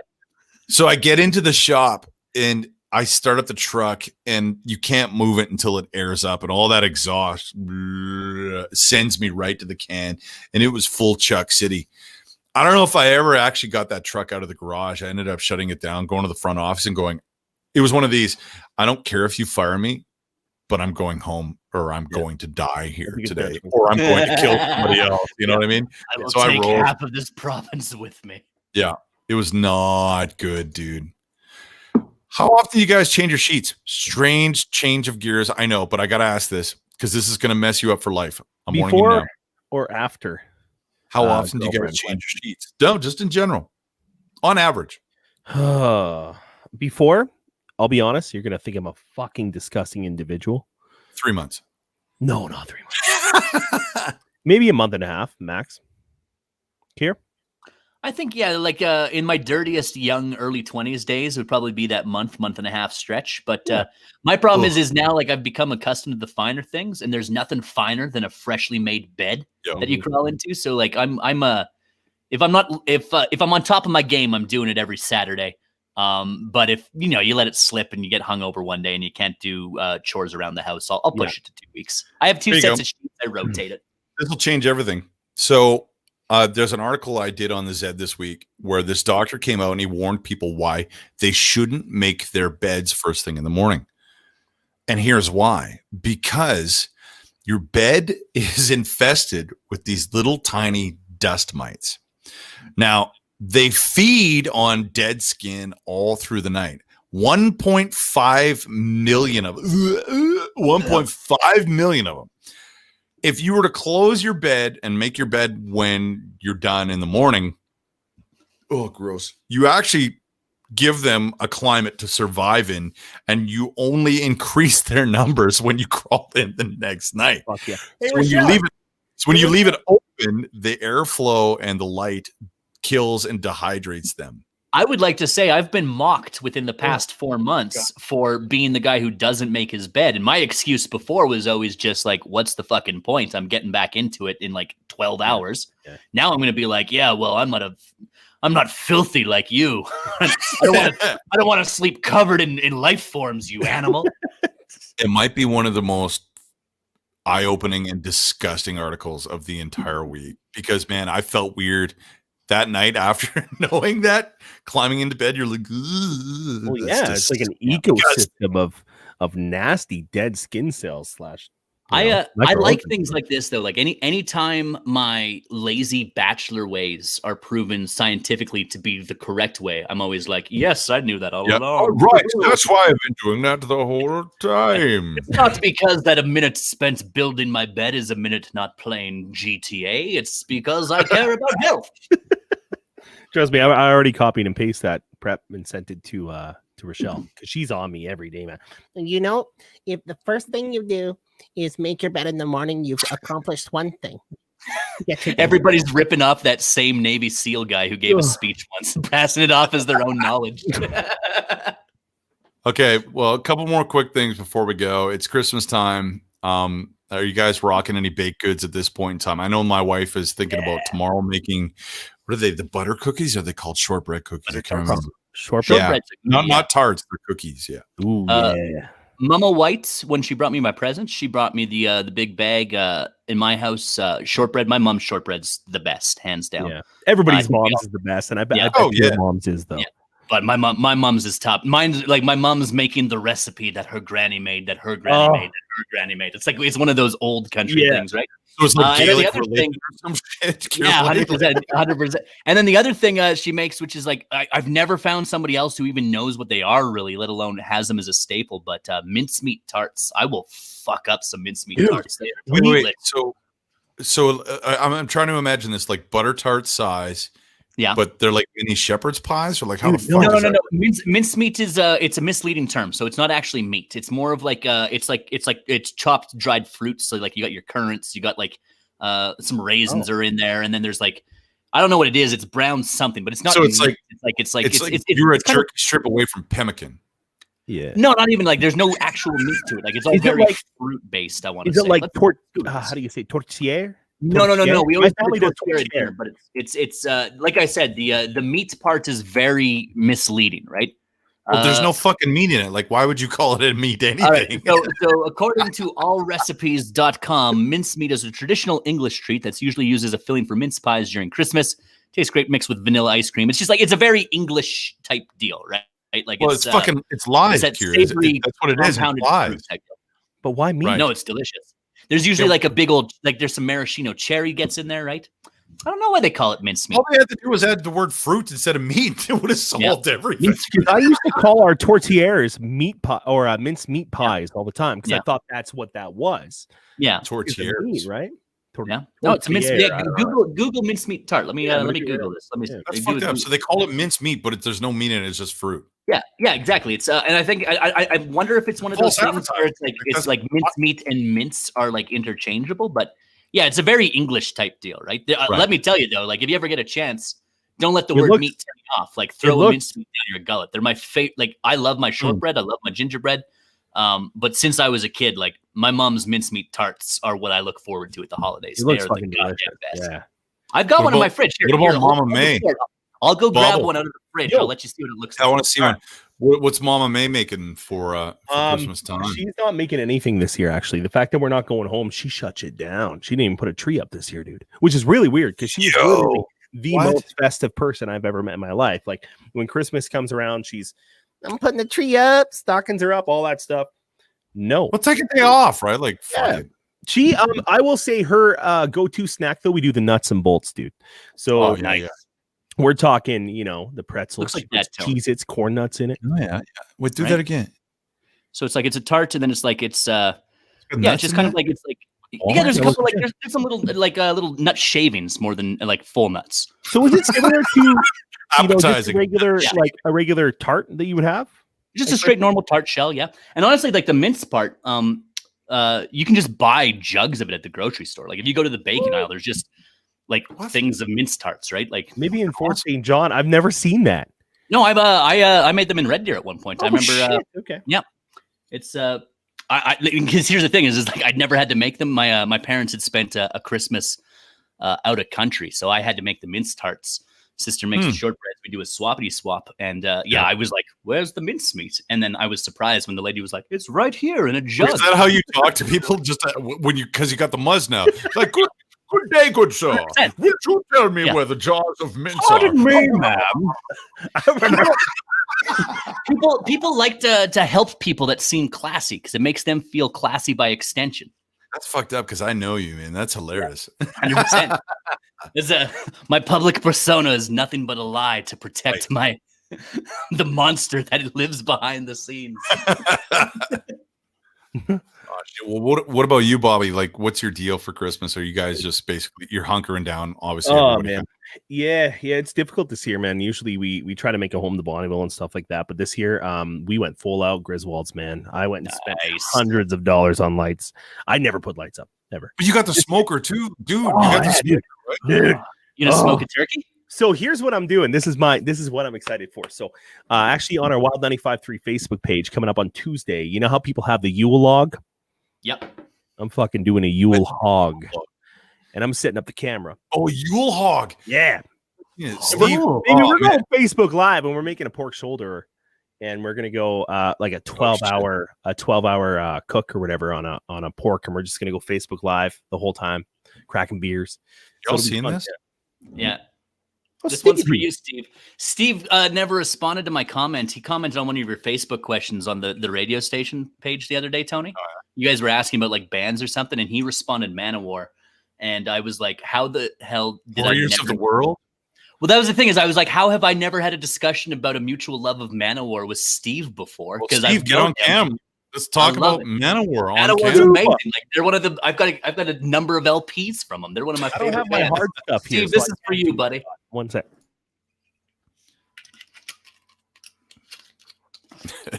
Gotta love that Kraken A-tone.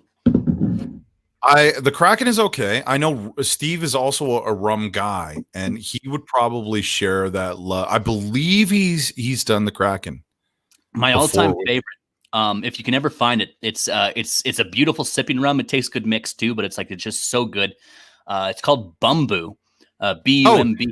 It comes like a pirate. There's Bumbu and then there's Bumbu Black. And Black is obviously a darker rum. It's pretty tasty too. But the Bumbu original that comes in the clear glass bottle has got like the cork, like you open it with your teeth like a pirate. That is the single most delicious straight up rum I've ever had in my life. It's pricey. It's like 60, 70 bucks a bottle. But goddamn, is it worth it? Shit. So basically, I have to go get liquor if we're going to do a shot.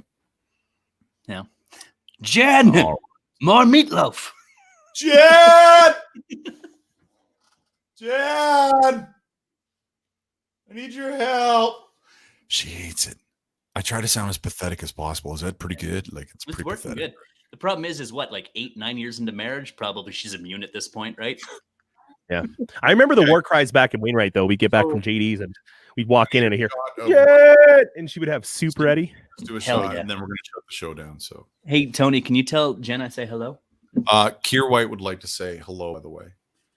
Come show the people. Come say hello. No, you can't just creep around like that. Come say hello like a normal fucking human being. Okay, she's going to go pour me a shot. Nice. Anyway, boys, as we wind down, I just got to say thanks so much for joining me for this. It's been fun. There's a pile of shit this week that we could have really discussed, but it's hard to get to all of it. And I have enjoyed the side 7-Eleven food chat along the way too. So I appreciate all the nice compliments about my mustache because until now I was the only one making the compliments. Sure, you look quite a friend. Yes. You know what the other side effect of this was? My nails have never been longer. I'm like a notorious nail biter, but now I have a mustache to twirl instead. Is that what I gotta do? You're a fidgeter. Yeah. I'm gonna show you my nubs right now. Yeah. No, please don't. Wait.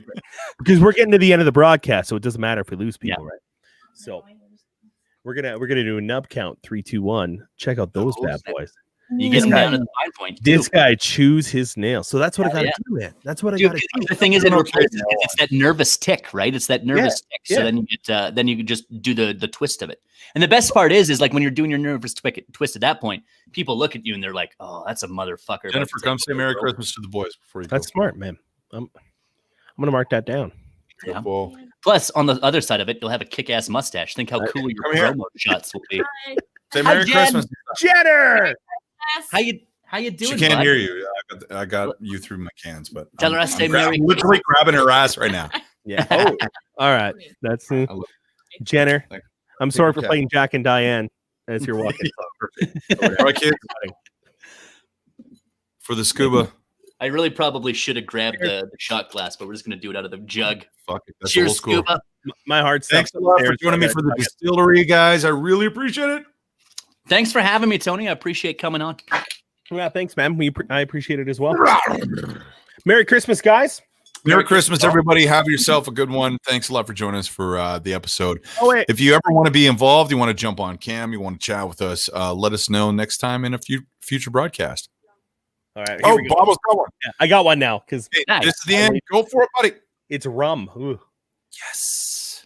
Yeah, Roadhouse. Roadhouse. Like the champ. Good stuff.